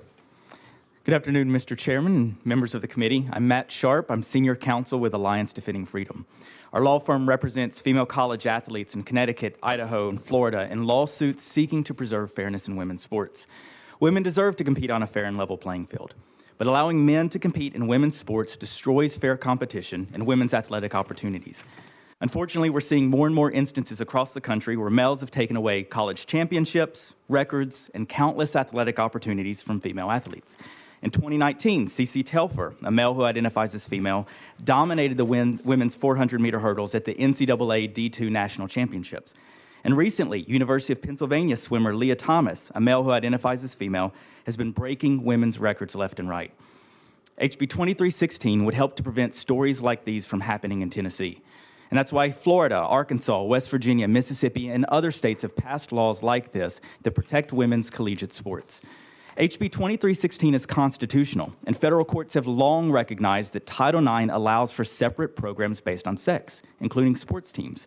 As the Sixth Circuit Court of Appeals, which has jurisdiction over Tennessee, explained, quote, "It takes little imagination to realize that if play and competition were not separated by sex, the great majority of females would quickly be eliminated from participation and denied any meaningful opportunity for athletic involvement."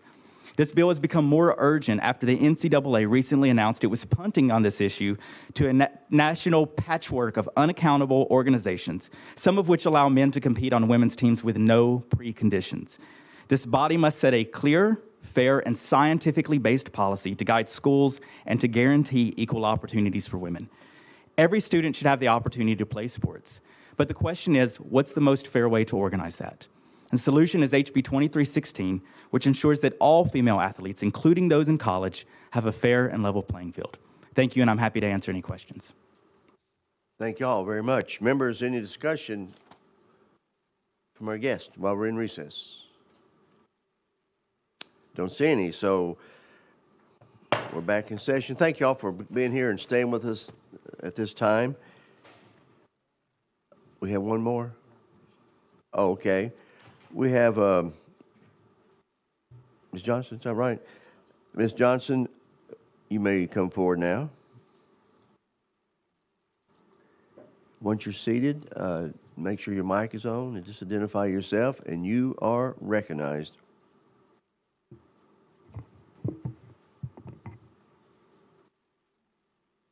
My name is Chaplain Darren Johnson. I'm a 14-year resident of Davidson County.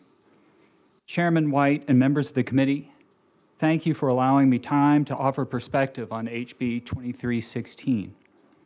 Being involved with competitive sport, from athlete to volunteer to occasional race announcer, I have experience on just what female trans participation can really mean. Last fall, for example, I volunteered with a race down in Maury County. After the day's events, a coach reached out, looking for help with questions they'd already been hearing from their students about friends who are trans, or as the coach continued, about athletes that they have, but who are worried about participating because, well, this. But as the coach said, this reality is already present for them. And as a successful day of races proved, created no real problems either. Elsewhere in my experience as a university sports club president, I'm quite sure that I never asked anyone their gender. Our intercollegiate meets, held under license from our sports national governing bodies, had their own established criteria for its competitive categories. There was and is already regulation. There was and is already participation. What I see in all this is how unproblematic, how utterly opposite this experience is from the picture HB 2316 tries to paint. The perspective of the rest of the field does matter here. So I asked a competitor, one who's raced with me many times over the last year, how she perceives my involvement.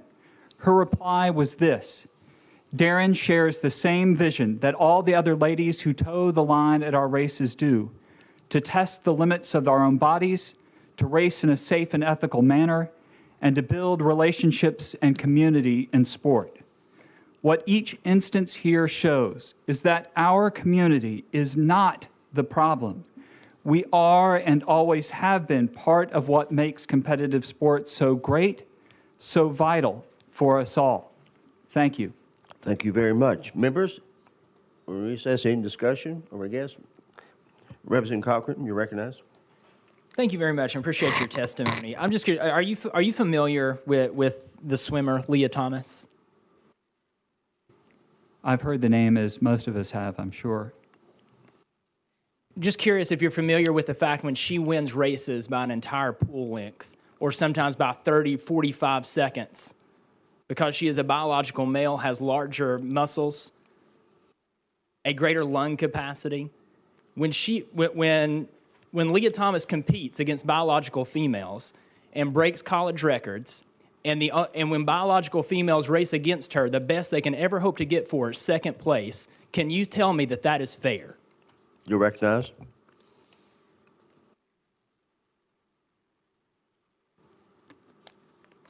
I would say that sport is built on an understanding that there's difference on the field, in the place of competition.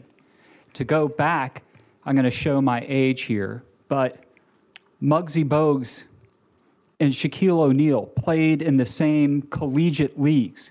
No one restricted one or the other from competition because the height of one or the shortness of the other created a disparity in their ability to play on the same court. This is part of what we see in sport every day. We are simply part of the diversity that is already present on any playing field in any given sport. Any follow-up? Yes, please. So you're right, but the one thing that did level that field between Muggsy Bogues and Shaquille O'Neal are their chromosomes, or the fact that they are both male athletes. And there is a difference in competition in sports, and that's why we have different leagues. That's why we have male leagues and female leagues. Because without those, women have no chance to play sports. Respectfully, I have 3 nieces that play high school basketball and a nephew that plays high school basketball. So I get to see those back to back. I watch the girls' game, and they are incredible. My nieces have scored over 1,000 points apiece. They're incredible athletes. They would have absolutely no chance against a male. None, because I watch it. I watch it back to back. Anyone with any type of common sense watching those 2 competitions knows that there are differences. And I don't know that we can sit here with a straight face and say that the level of ability and strength is somehow the same because a biological male somehow decides that they are a female. Leah Thomas is the perfect example of that. And I'm going to ask one final question. Do you think there should be male and female leagues, or should we just let everyone compete against one another? You may respond. I think that to your latter question, I would say that how each sport regulates itself and understands its categories of difference and ability are best left up to those individual sports and how they best understand, how they have come to understand to best define the rules of competition for those individual sports, and that it would be outside of the normal scope of practice for bodies outside of those governing bodies to establish what the rules of play are on the field, given what the governing bodies of those sports have decided for themselves. Any follow-up? If not, we'll... Yeah, and that's all. Okay, thank you. Any other questions? Okay. Thank you very much. We appreciate our guests coming tonight. Without objection, we're back in session. Thank you very much. Okay, members, we're on House Bill 23. Oh, Representative Carringer, did I overlook you? Did you have a question? Okay, we're back in session. Thank you, ma'am.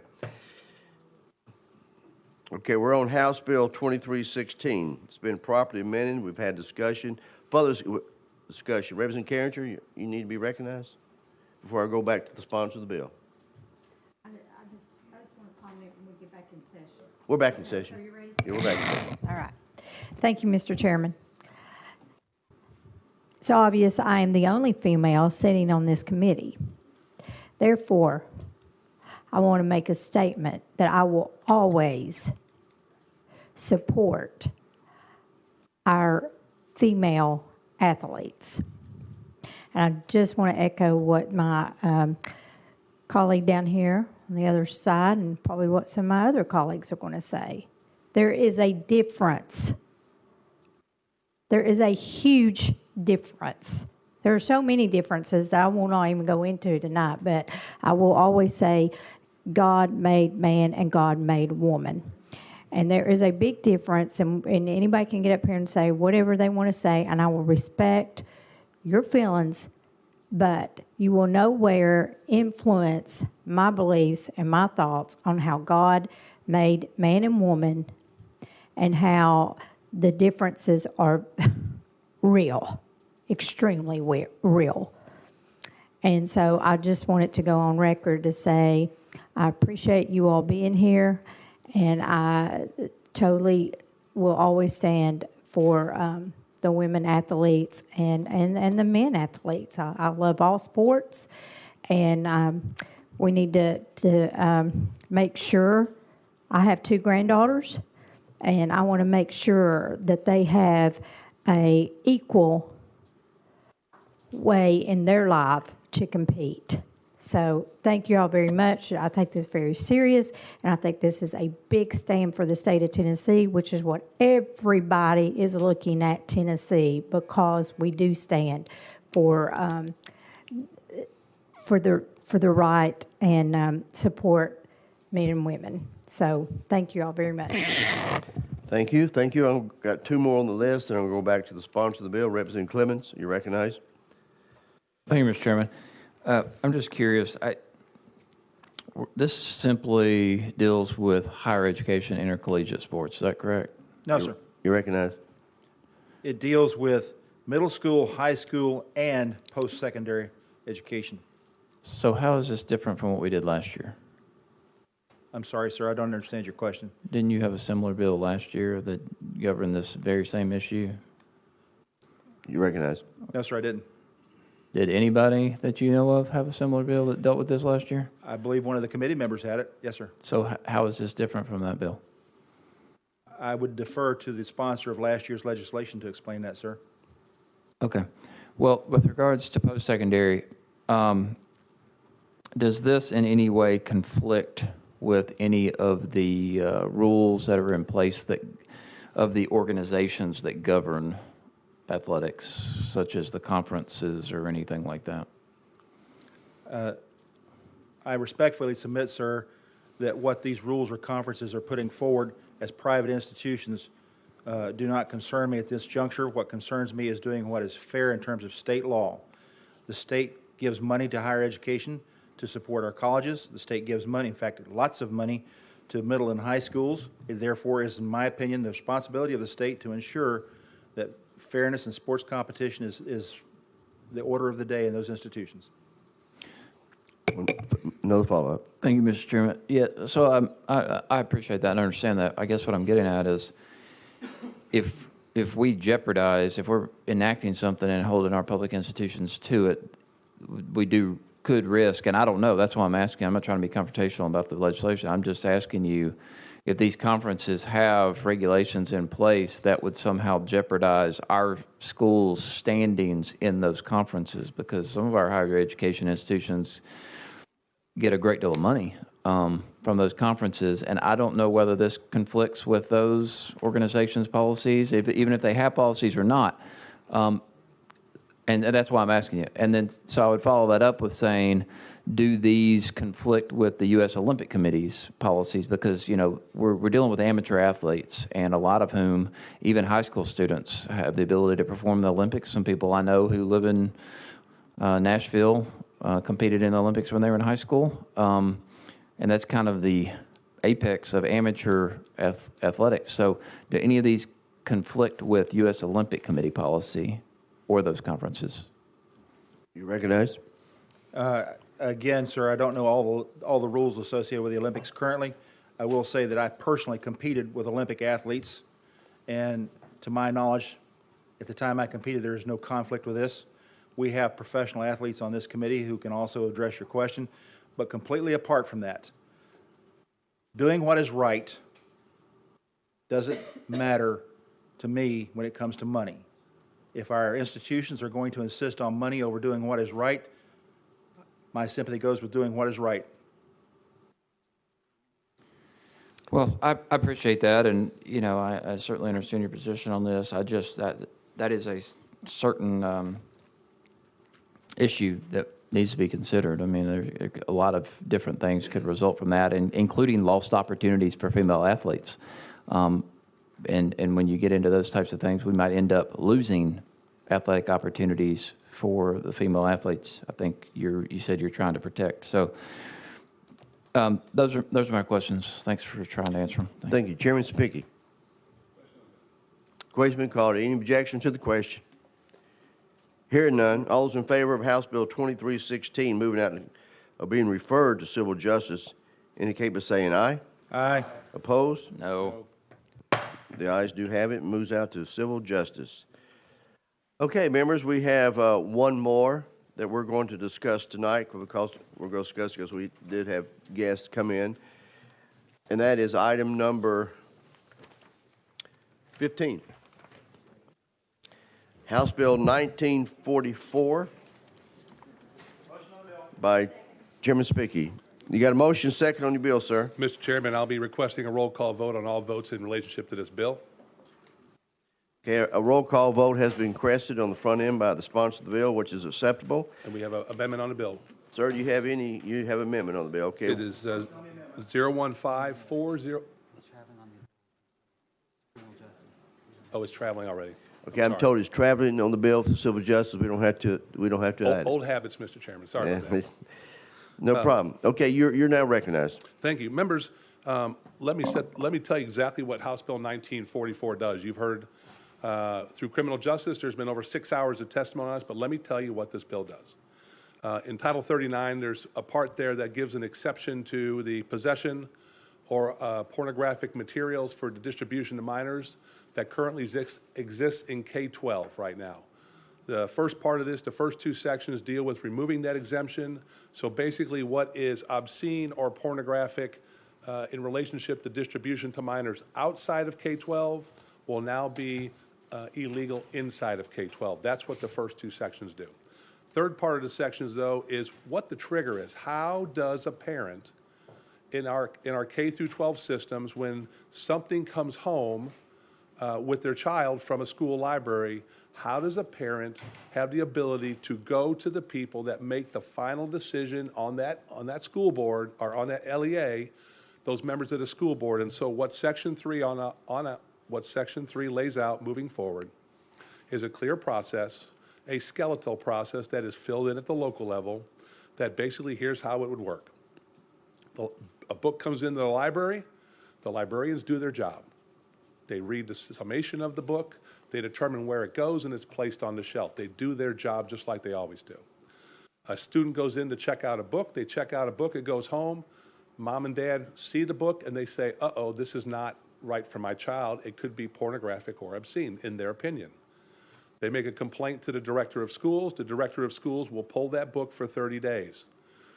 The local LEA will determine the process to gain the necessary knowledge and to be able to present something to the school board. That book has to be pulled for a minimum of 30 days. After 30 days, at the next regularly scheduled school board meeting, the school board will hear about this book and they will take action on it. If the school board deems that that book is obscene and pornographic, they can pull that book from the library, and once a year they have to report to the Department of Education any book that they've removed from the school libraries because of being obscene or pornographic. If a school board determines that it's not, and it doesn't meet the standards, and you're going to hear about the Miller test. If it doesn't meet the standards of the Miller test, then that school board can say no, it goes back on the shelf, and that's it. Or a school board could say, well, we believe this book is not appropriate for a middle school library, but we believe it's okay for a high school library. The intent of the bill is to make that final decision at the local level. And the Miller test brings in community standards, what a reasonable person would deem in that community obscene or pornographic. Does it have any literary content or educational content to it? Those decisions should be made by the elected board of that LEA, who the parents of that community elect to represent them on a school board to make decisions of what happens in their school systems. That's all the bill does.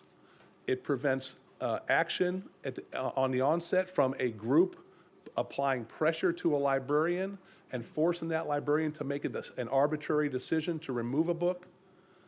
And it protects all of our books from just arbitrarily being removed to where now it has to go through a process, and that process ends up at the school board, who will make the final decision on that book whether or not it meets the community standards for obscenity and pornography. Mr. Chairman, I'm going to try to be brief here because I know we have testimony today, sir. Okay. Any further? Okay, you have introduced the bill.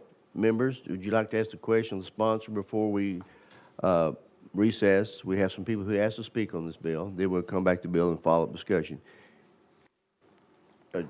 Chairman Hurt. Thank you, Mr. Chair. Kind of building on the process that you just described, is there anything in this legislation that would create a process, and go back to your example, the book is pulled, the LEA says it's a good book, we're okay with it, it goes back and the librarian puts it back on. Is there anything to prevent that the next week somebody else pulling it out and the book being gone for 30 days and having to go through the process again, the LEA relooking at it. Is there anything that, once a book is cleared, that it can prevent that from having to occur again? Recognize. That is what the bill addresses there is when it goes to the school board after that 30-day withdrawal and they make a decision, that decision's final.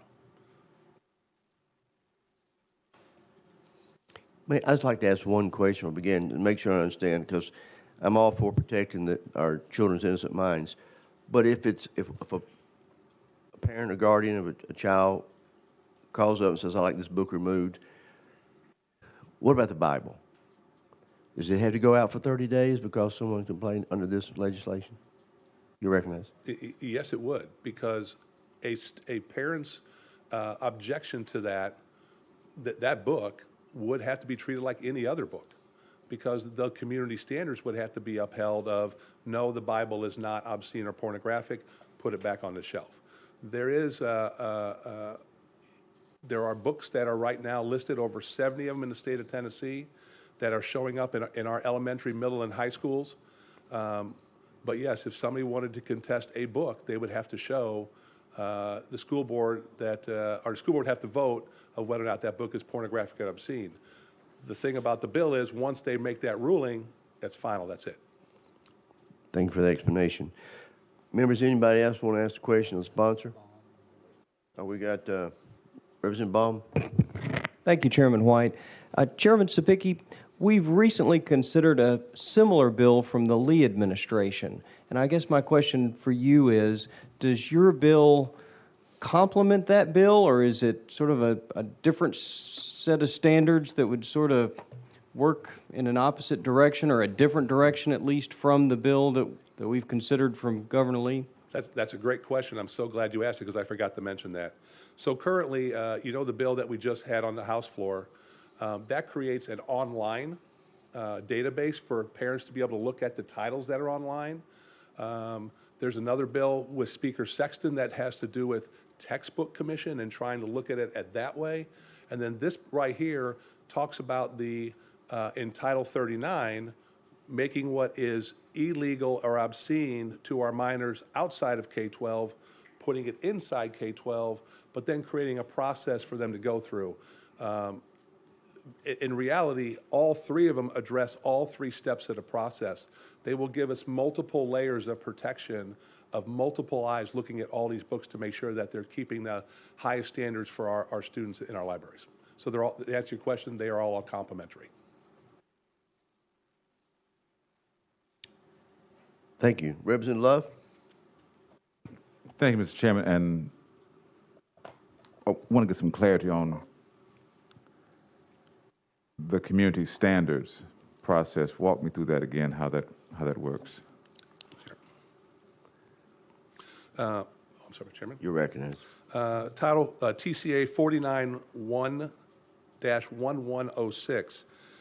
It already talks about, therefore, obscene material is found in the words material. So if what the Miller test is if you're trying to determine as a school board member, hypothetically right now, as a school board member, you're going to invoke the Miller test. And so what you have to do is look at this literary before you and determine this. Number one, that the average person applying contemporary community standards would find that the work taken as a whole appears to the prurient interest. Number two, the average person applying contemporary community standards would find that the work depicts and describes in a patently offensive way sexual conduct.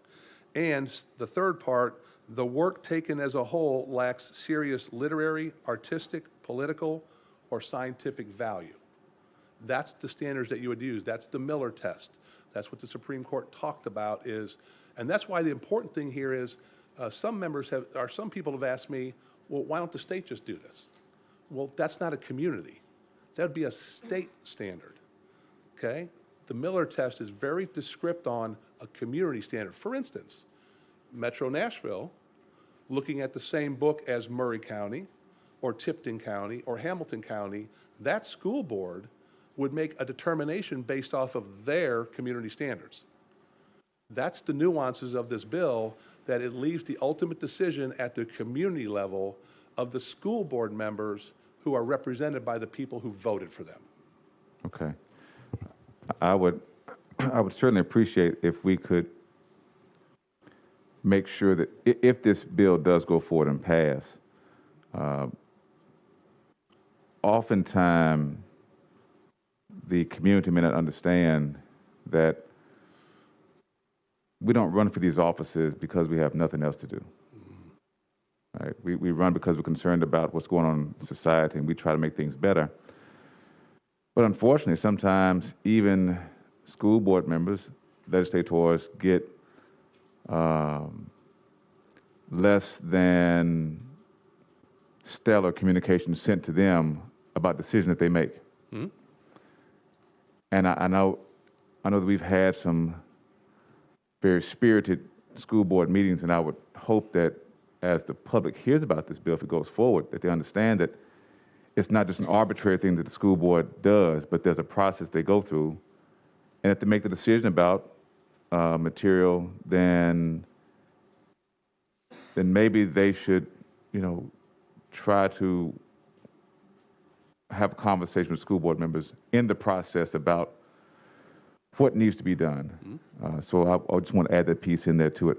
Also, just for clarity, I know one of the members already asked the question, if a book is taken off for 30 days, school board decides that it's not obscene, and it goes back into the library, you said it's final, but just so we're clear, by that you mean that someone cannot come and put that book back on the list at some later date. Is that correct? Chairman Speaker. Sorry about that. Yeah. That is correct. Once the school board makes the decision, it's final. And to kind of address maybe there's a little question in between there is the reason for the 30-day removal is to give the local LEA the ability to gather the necessary information to be able to make sure that the school boards have all sides, so they can make a good determination on that text. The one thing I want everybody to know on this is by no means do we want any book arbitrarily removed from a school. We have to be very careful with that. And that's why we've got to have a process that is more uniform across the state, so it's not arbitrary in one county. And the finality of it is those community standards in Metro Nashville in the school board would be expressed most importantly by those school board members. Thank you for answering my questions. Thank you, Mr. Chairman. Thank you. Next on the list is Representative Hakeem. Thank you, Mr. Chairman. Thank you, Chairman Sapicki. I do see our librarians have been very knowledgeable persons, and I guess for all these many years, we haven't saw fit to, in a sense of speaking, bypass that knowledge and understanding. And, using the Miller test, what it brought to mind, earlier was brought up in regards to the Bible. A lot of us read the same book, but have different understandings of it. If we have 147 school districts, would you say reading the Miller's test, we can have 147 different versions? And what does that do to our children when it comes to, I guess, standards, when it comes to the subjects that we're talking about? And if you could give me your insight on that, I'd appreciate it. You recognize? That is how intent the Supreme Court is to make sure that decision falls at the community standard level, not at the state level, not at the federal level. With all due respect, I don't want anybody from Washington telling me what's obscene or pornographic. Nor should we sit up here at the state level and make an arbitrary decision for the whole state. Every one of us serves a different community, different standards, different beliefs. In the schools, the ones that exhibit that as a reflection of their community would be those elected members of that community who serve on the school board. They're the ones that we trust to manage, run, determine what happens in our local schools. And the answer is we have 147 different LEAs.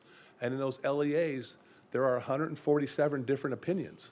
But those children in that school, in that LEA, would be in that community that those school board members would espouse their community standards. And that's why we have to protect that as much as we can.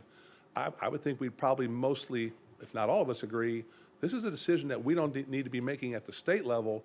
We need to be providing a process to them so there is some kind of uniformity across the state at how they arrive at their opinion. You may follow up. Thank you, Mr. Chairman. It's just this one follow-up. My thought would be if we have 147 different ways of looking at this throughout the state, that we could be creating chaos in the minds of our children, when they have interaction with other children from across the state. And does that, I hear what you're saying about, I think you're saying local control. How does that benefit our children when it comes to understanding of those subjects when we have 147 different ways of looking at it? Yes, sir. Well, once again, those children are going to school in those elementary, those middle schools, those high schools in their communities, surrounded by those parents and those teachers and those administrators that are hopefully flowing all that together into an education of a student. For example, I'm from St. Louis, most of you know that, and when I went to college at the University of Wisconsin, I'd never met someone from Wisconsin. I've heard about the state of Wisconsin, but I've never been there in my life. And by being there with them, their experiences they shared with me about what it means to be from Wisconsin, and my experiences that I shared what it means for St. Louis, it builds bonds and relationships and gets more clarity and understanding. We, believe it or not, in Tennessee, because of who we are right now, one could argue we're becoming the melting pot of the country with people moving here from all different parts. And so, once again, yes, you could have 147 different school boards making those decisions. But that is where we want that at the highest level to make sure that we're not arbitrarily at the state level saying you can't do this and you can't do that. That should be espoused in following the Miller test through the courts of what does your community where you live say, because my community could say something different. And that's the essence of the bill, sir. Thank you, Mr. Chairman and sponsor. Thank you. I've got Chairman Haston, then we have guests who have coming in tonight. I'm going to recess, and after Chairman Haston, so let them speak. Chairman Haston. Thank you, Mr. Chairman. My office actually at Perry County High School is in the school library there, and so my office mate is our librarian. And if I vote against something that she doesn't like, then the things that are in my office will be outside my office when I get there tomorrow, maybe outside the building. So my question is there anything in the bill that would end up putting our librarians for an honest mistake of, a bill gets past them, they don't read every page of every book? Is there some protections in there? Is there anything in there that would put them in danger and put the things in my office in danger? You recognize? That's a fantastic question. The original language of the bill just had Section 1 and Section 2, which is just changing Title 39, which made librarians very vulnerable for a mistake. By putting Section 3 in there, the librarians are tasked to continue to do their job as they are employed to do. They get a book, they get a summary of it, they look at it, they make a decision, they run a quick Miller test. That's one person, though. They run a Miller test on it, and then they decide, yeah, we're going to go ahead and put this in an elementary, middle school, whatever library, right? Section 3 of the bill prevents the librarians from being accused of doing it on purpose. It allows the system to work to say, hey, somebody's questioning an opinion here. Let's run it through a process real quick, 30 days or less, 30 days, and then the next school board, that school board makes the decision. Now, if the school board says, look, this book has been deemed obscene by the school board, and then if a librarian after that would put it back on the shelf, as you can see, then they'd be defying their school board, and therefore they'd be in violation of Title 39. You may follow up. Thank you, Mr. Chairman. I just want to say, if I didn't ask that for our librarian, Ms. Crystal Lytle, who does a great job, she would have gotten on to me when I got back tomorrow. So thank you for that answer. Follow up. And I've been in criminal justice for 6 hours of testimony, And the one thing I want to make sure is, this is to make sure that we protect the system, okay? So that a group, of whatever that group means, couldn't arbitrarily put pressure on a librarian by themselves to make to remove a book. That is a very slippery and dangerous slope. That was the part of Section 3 that we put in to make sure that the system of how it's done is protected and backed up by those elected members of that school board. Okay, members, without objection, we have guests who request to speak on this bill. So we've got 6 seats up here, and I've got 6 guests, so I will call you up by name. If all 6 of you come up, Ms. Karen England, you just start occupying the seat on the left, and then next will be Elizabeth Story, Dell Walker, Jennifer Hamlin, is it Becky Zentek? Pronounce that correctly? And then Eric Welch.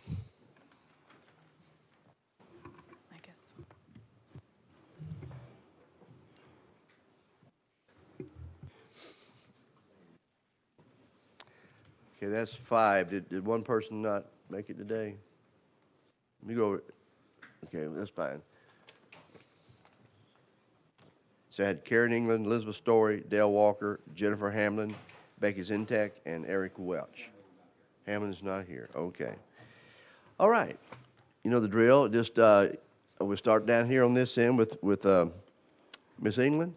If you make sure your mic's on, identify yourself for the record, and you may you have 2 minutes. If you will just put everything in that 2-minute package. Thank you. Thank you, Chair and Committee. My name is Karen England. I'm the President of Parental Rights Council. And I listened to a lot of testimony on this bill in committees, and I was really quite shocked at the last committee where the head of the Librarian Association said emphatically that there is no porn or obscene material in any school library in Tennessee. And so with your permission, Mr. Chair, I'd like to read something that is sitting in the current Nashville High School library.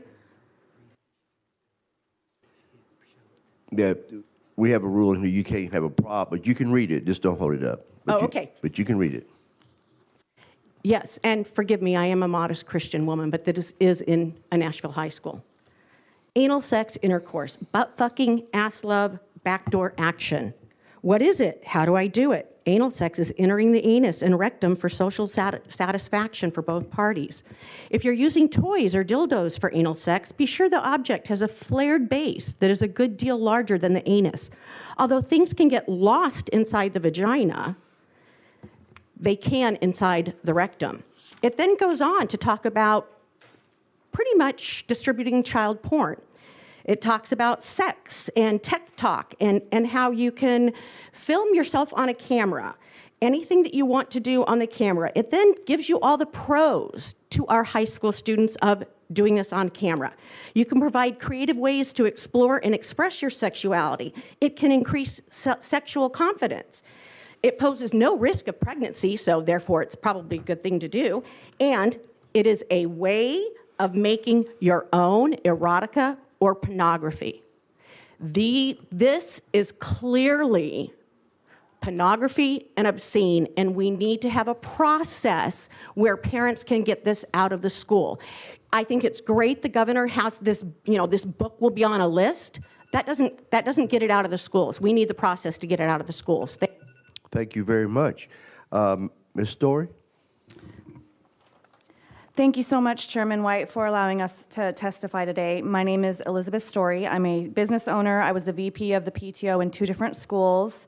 I work with several grassroots like Karen here, and I'm a consumer advocate on TV and radio, and today I'm here to advocate for the most important people in my life, my 2 children that attend public schools here in Tennessee.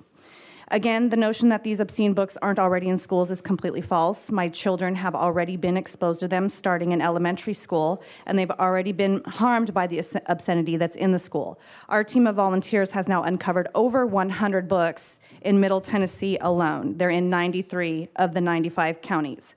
We're talking about books that have very vile content. To add on to what Karen testified, there is an overwhelming amount of books with rape of little girls, like a disturbing amount that made me cry and seek time alone. Stories of little girls getting raped in their own beds by their stepfather, gang raped at gunpoint, graphic pictures of genitalia, sex positions, and masturbation. These subjects create unnecessary trauma and introduce mature concepts to young readers prematurely and unnecessarily. Also, removing the Title 39 exemption for schools it's not book banning, it's curating content for the children that the library serves. Every librarian can attest that they curate content for an audience, and unless their library hosts every book that was ever published, books that aren't in their library were never banned. Clearing out obscene books makes room for superior educational content that supports critical thinking. Obscenity to minors is also not protected under the First Amendment. That's why Title 39 already exists. And we want the schools to be held to the same standards that the public is held and remove the loophole exemption for education.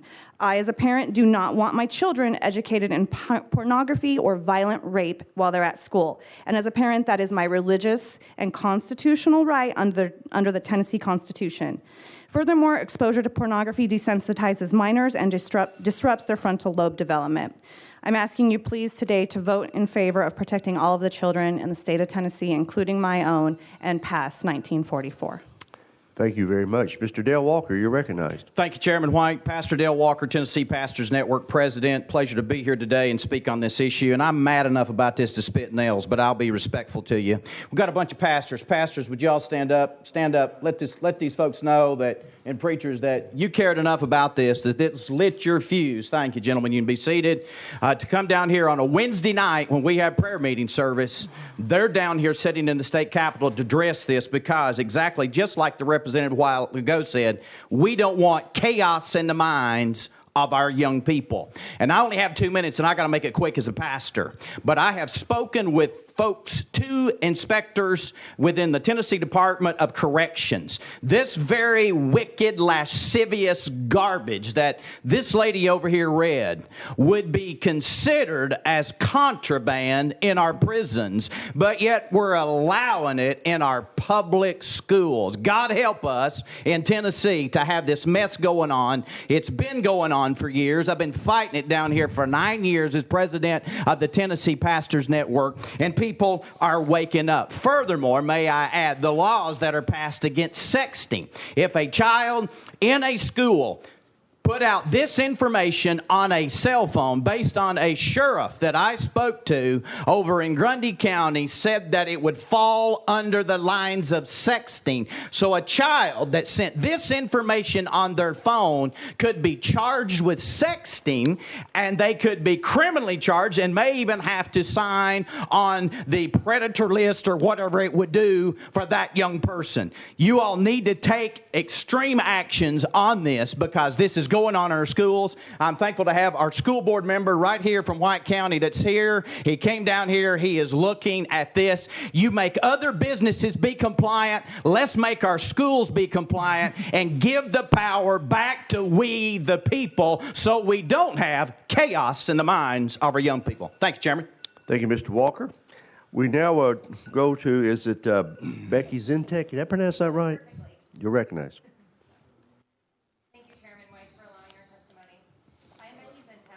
The mic is red. Is it on now? You got it. Oh, thank you. I am Becky Zintek. I testify before you as a mother of 4 students who attend or have attended one of the largest school districts in our state. I may be one mother, but as you are aware, I am not alone in the mission to bring a process upon school systems across every Tennessee district to create a checks and balances within our own communities to ensure the protection of our children's innocence. While I appreciate the governor's attempt at pacifying us parents, creating a list does nothing to hold our elected school board officials accountable to actually removing pornography from school libraries. 1944 does. We, the parents, have already proven our ability to create a list. In fact, we have one. What we need now is a legal process to force local public accountability on our elected school board officials. Currently, non-elected officials like school directors and librarians are regularly sweeping complaints under the rug. They can easily get around pornography in libraries by claiming the pornography has literary value, tying the parents' hands at the local level, therefore not allowing them to remove the pornography that is on the list. In our district, we were not allowed to publicly address our grievances to our school board for over 3 years. Thanks to active involved parents, we recently have been allowed to speak once a month for if our comments are approved. We obviously have more work to do on that matter, but how many parents go unheard in Tennessee like we did and we still are? How many parents are left with absolutely no avenue to address the school board other than an email or phone call that goes unanswered? This bill provides parents and community members with a local public solution-oriented process. I urge you to vote yes to HB 1944 and give Tennessee parents the tools and we the people the ability to remove pornography from schools and stop the government institutions' distribution of porn to minors. Thank you. Well timed. Thank you. Mr. Welch, we'll now come to you for your viewpoint. You're recognized. Thank you, Chairman White. My name is Eric Welch. I'm a member of the Williamson County Board of Education, a former member of our PTO Executive Board. I'm a fourth-generation veteran myself, and I'm here today to speak against HB 1944. I would ask that, just as Representative Spicky said, he doesn't want Washington, D.C. micromanaging Tennessee, we don't want Nashville micromanaging Franklin, and neither do any of the other schools or other school districts as well. I am speaking on behalf of myself and not the district as a whole or the Board of Education. I want to make that clear very much up front, but I know my colleagues, many of my colleagues agree with me as well on this. Williamson County Schools is the highest achieving school district in Tennessee. It's something that we're very proud of. We're one of the highest achieving school districts in the state. I'm here to tell you we are struggling. Our teacher application rate is down 50% from just 5 years ago. We're a net importer, Tennessee, of teachers. We have to bring teachers in from other states. And students going into education majors is down 30% within the state. Hopefully that these are not shocking new numbers to the other side, what's going on with that way. And we see why right here. We've heard it on all the testimony going on, the absolute attacks on the profession, the teachers themselves, and frankly, this bill just continues to do that. It makes it a profession that no one really wants to recommend their child or daughter go into.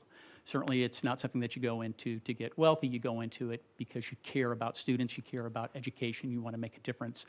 And this is not what it's framing that way. For the first time ever, we're talking about criminalizing. We're talking about the criminal definitions of it. We're talking about librarians and teachers in that sense. So that's kind of the first issue I want to bring up. The second issue is we have, and we're not unique in this, we have a process for the reconsideration of instructional materials. The amendment talks about the very next board meeting. I'd like to put that into application. You've heard some of the speakers here today talk about they've identified 100 books.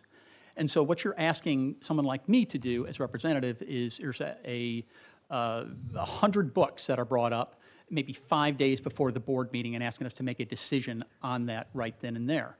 There's no possible way we can read through those, understand the curriculum in context, whatever it is, have the conversations with our staff, make good choices. It puts us in a very bad position.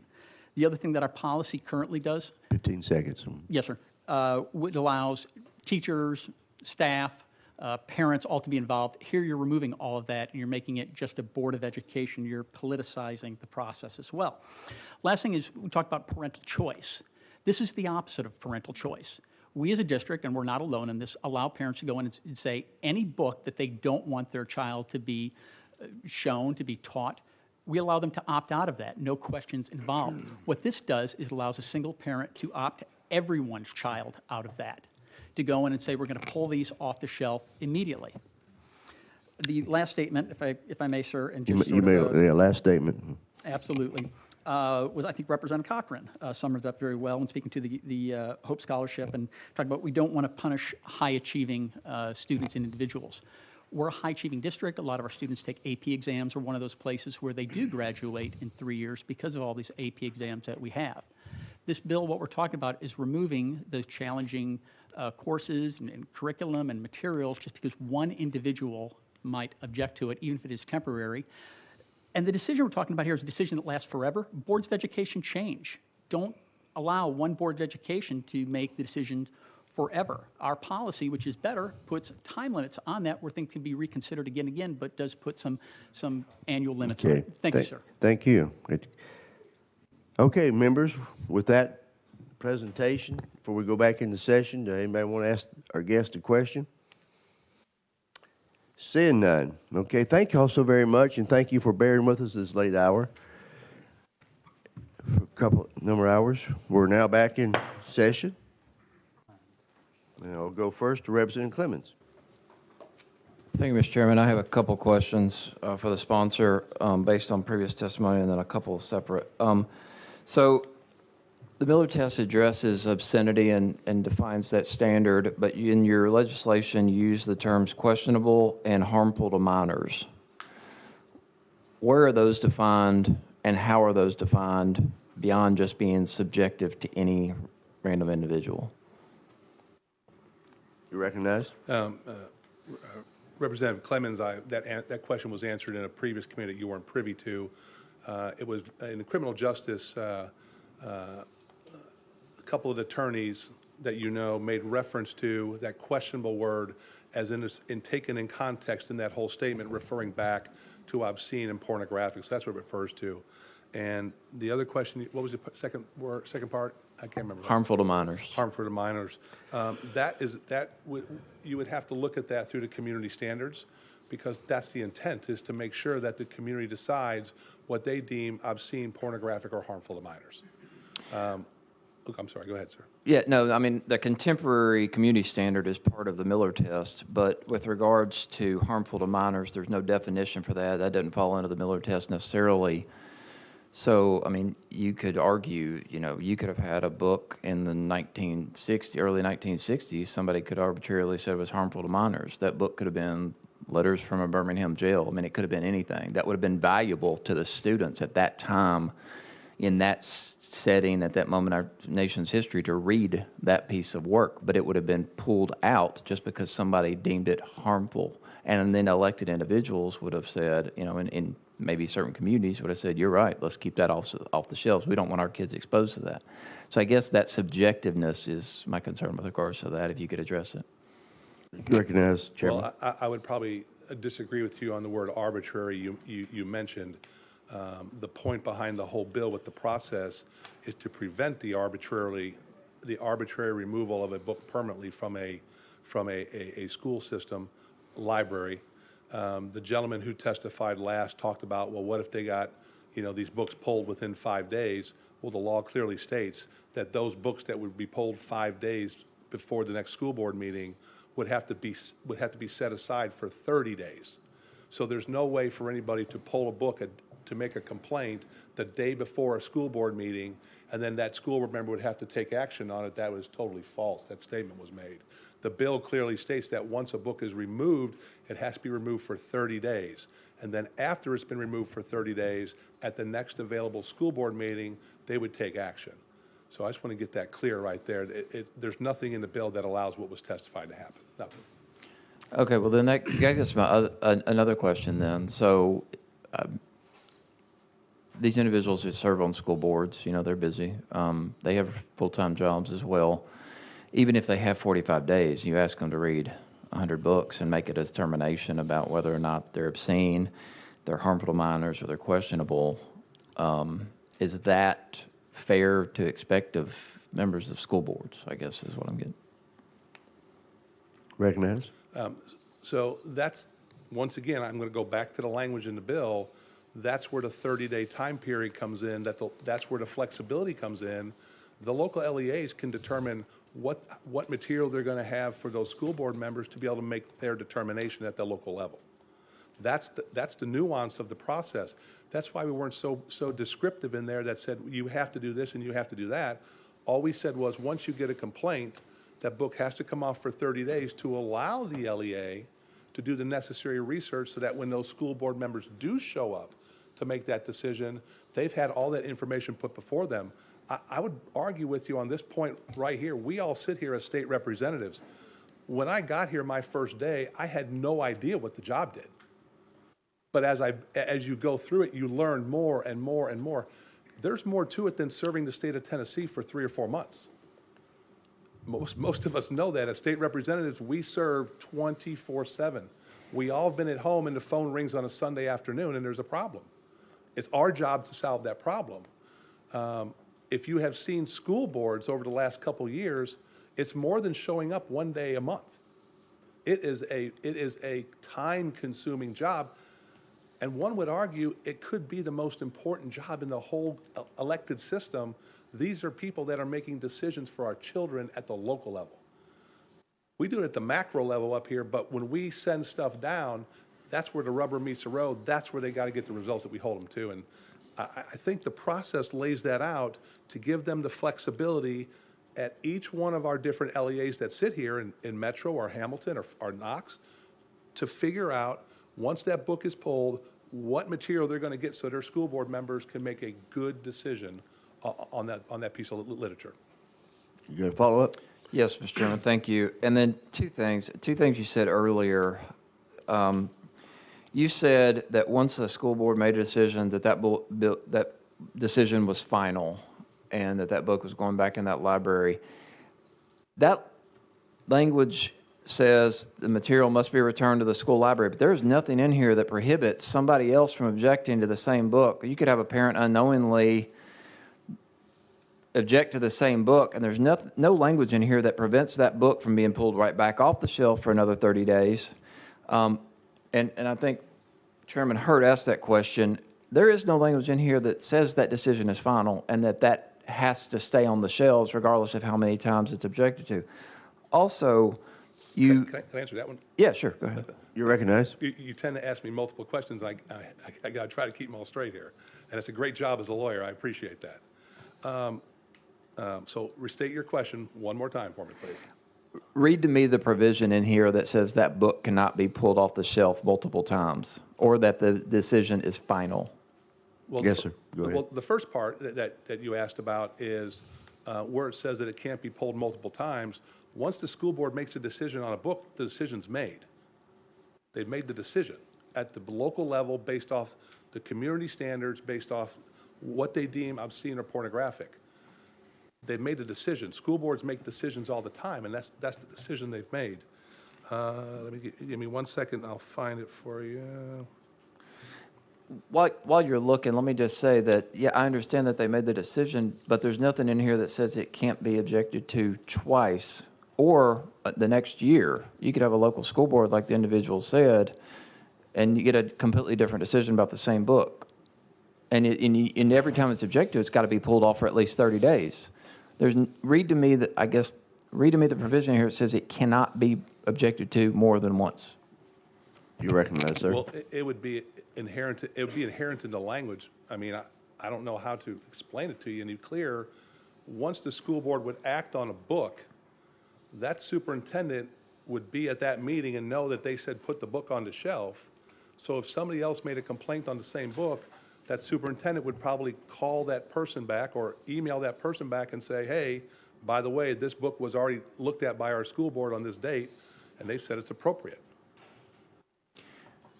You have another follow-up? Yes, Mr. Chairman, thank you. Well, I'll just tell you, and since you referenced the fact that I'm a lawyer, I would just tell you, if I wanted a book off the shelves, I would line up 12 individuals and have them object to it and never be prohibited to doing that from the way this is written. Second, you said that there were protection in here to Chairman Hastings' question for librarians. And I don't see any language in here in Section 3 to which you referred that protects librarians. And now, I understand you said that the local Board of Education is going to make the decision and take it out of their hands. But, you got a political body making decisions. So if you have a bunch of objections to books, the school board, keeps making political decisions that, yeah, those are obscene or harmful to minors or questionable. Do you not think there's going to be pressure? They're not going to put pressure on that principal or whoever hires and fires that librarian? You don't think they're going to say to that principal, this librarian is causing us a lot of problems. I'm having to read a lot of books up here at the Board of Education. I'm tired of it. Do something about that librarian, because there is no protection in here in the language of this bill that protects a librarian. You recognize? And I'm trying to remember the word that Chairman Beck used in the Criminal Justice Committee, but there is protection for them, and I can't remember what it's called. It'll come to me in a second. As an attorney, you probably already know this. It's the answer. But I can't remember that you're not going to give it to me. I know you're not going to give it to me. but it's there, and I think you know it's there. The librarian, It's not in the bill. The librarian is paid to do a job. Paid to do a job. Their job is to receive the books, look at the book, get the summary of the book, and make a decision on where it goes in the library. That's the job they do. If we don't put Section 3 in here, then somebody could arbitrarily say, because we're changing the criminal code, could arbitrarily say that that librarian did it on purpose. And they could be subject to a Class A misdemeanor or on a multiple charges, a Class E felony. And so the point behind Section 3 is to make sure that that librarian is able to do their job as they're able to do it right now. And if a parent objects to something on a shelf, they're not objecting to the librarian. They're objecting to, I believe that this is inappropriate. I want my members who represent me on the school board to determine whether or not it is obscene or pornographic or not. That's the point of having Section 3 in here, is to make sure that the process is there to protect that employee from being able to do their job. Last one, Mr. Chairman. Okay.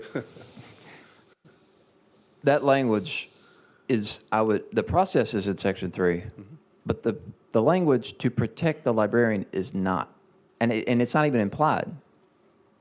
So again, the hypothetical exists. If you keep having parents object subjectively, that it's questionable or harmful to minors, and it keeps going to the school board, whether they keep back on the shelves or not, the reality is, that's going to get back on that librarian. Somebody's going to take issue. If a group of parents objects to books and the school board says, no, they're fine, who do you think those parents are going to go after?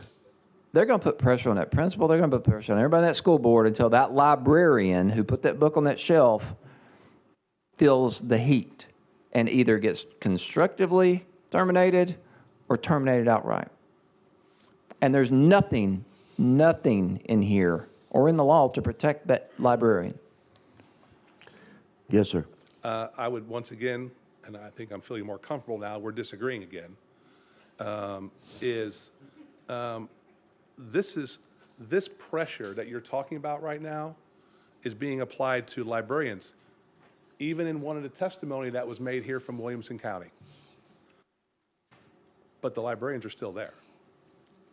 This intent of the bill, now that's what attorneys get paid lots of money to do, is to extrapolate this out to the nth degree. All I'm falling back on is a language in the bill that it creates a process, and that's all it does. And we're going to probably agree to disagree. I've had, Mr. Chairman, this bill came out of criminal justice, and there are multiple attorneys that sit on that committee and are okay with the language.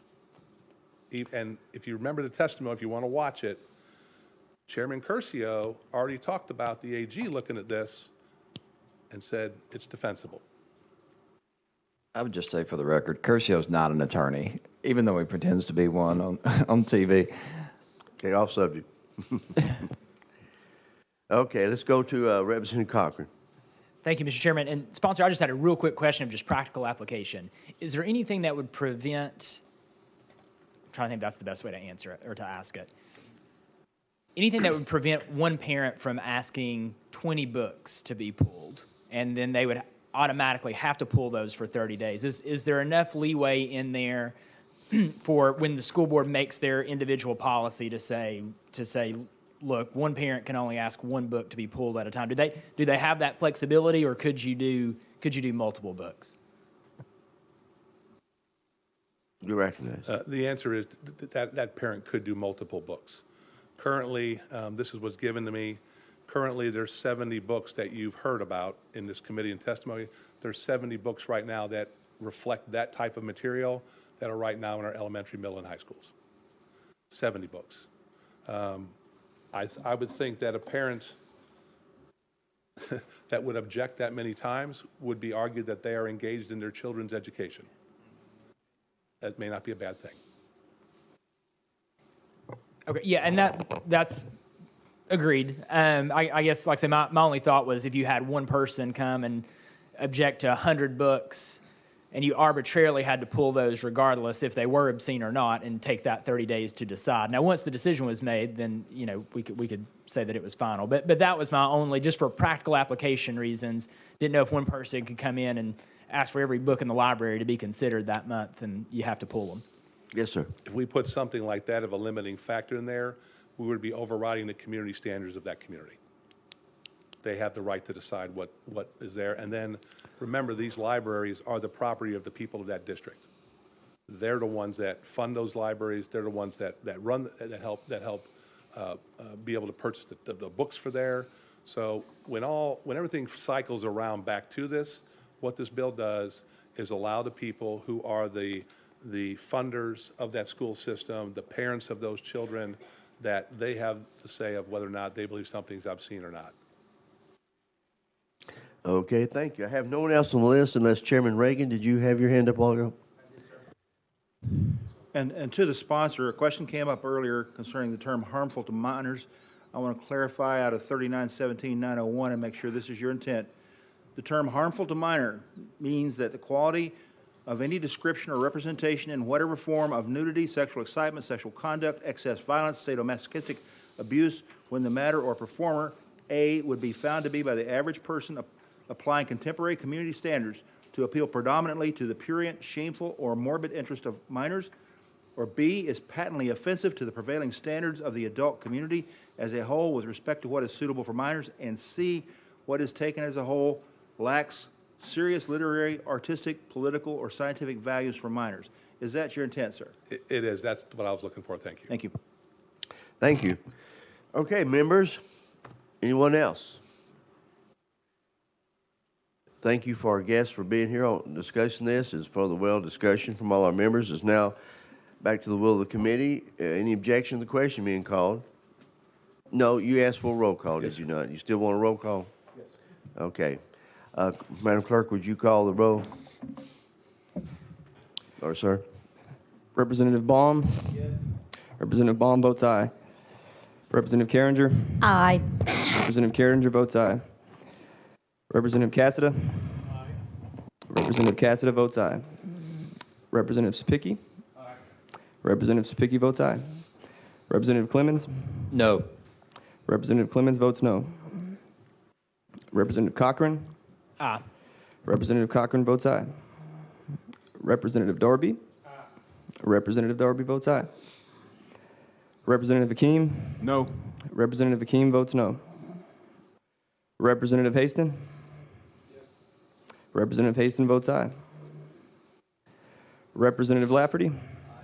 Representative Lafferty votes aye. Representative Reagan? Aye. Representative Reagan votes aye. Let's see. Vice Chairman Hurt? Aye. Vice Chairman Hurt votes aye. Chairman White? Aye. Chairman White votes aye.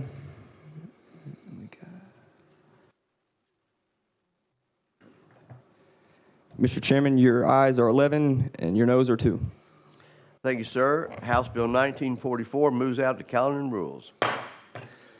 Oh, do I have a motion? Thank you all for everyone for the late hour. Thank you. The remainder of the bills that we didn't get to are rolled to the next calendar. We're adjourned.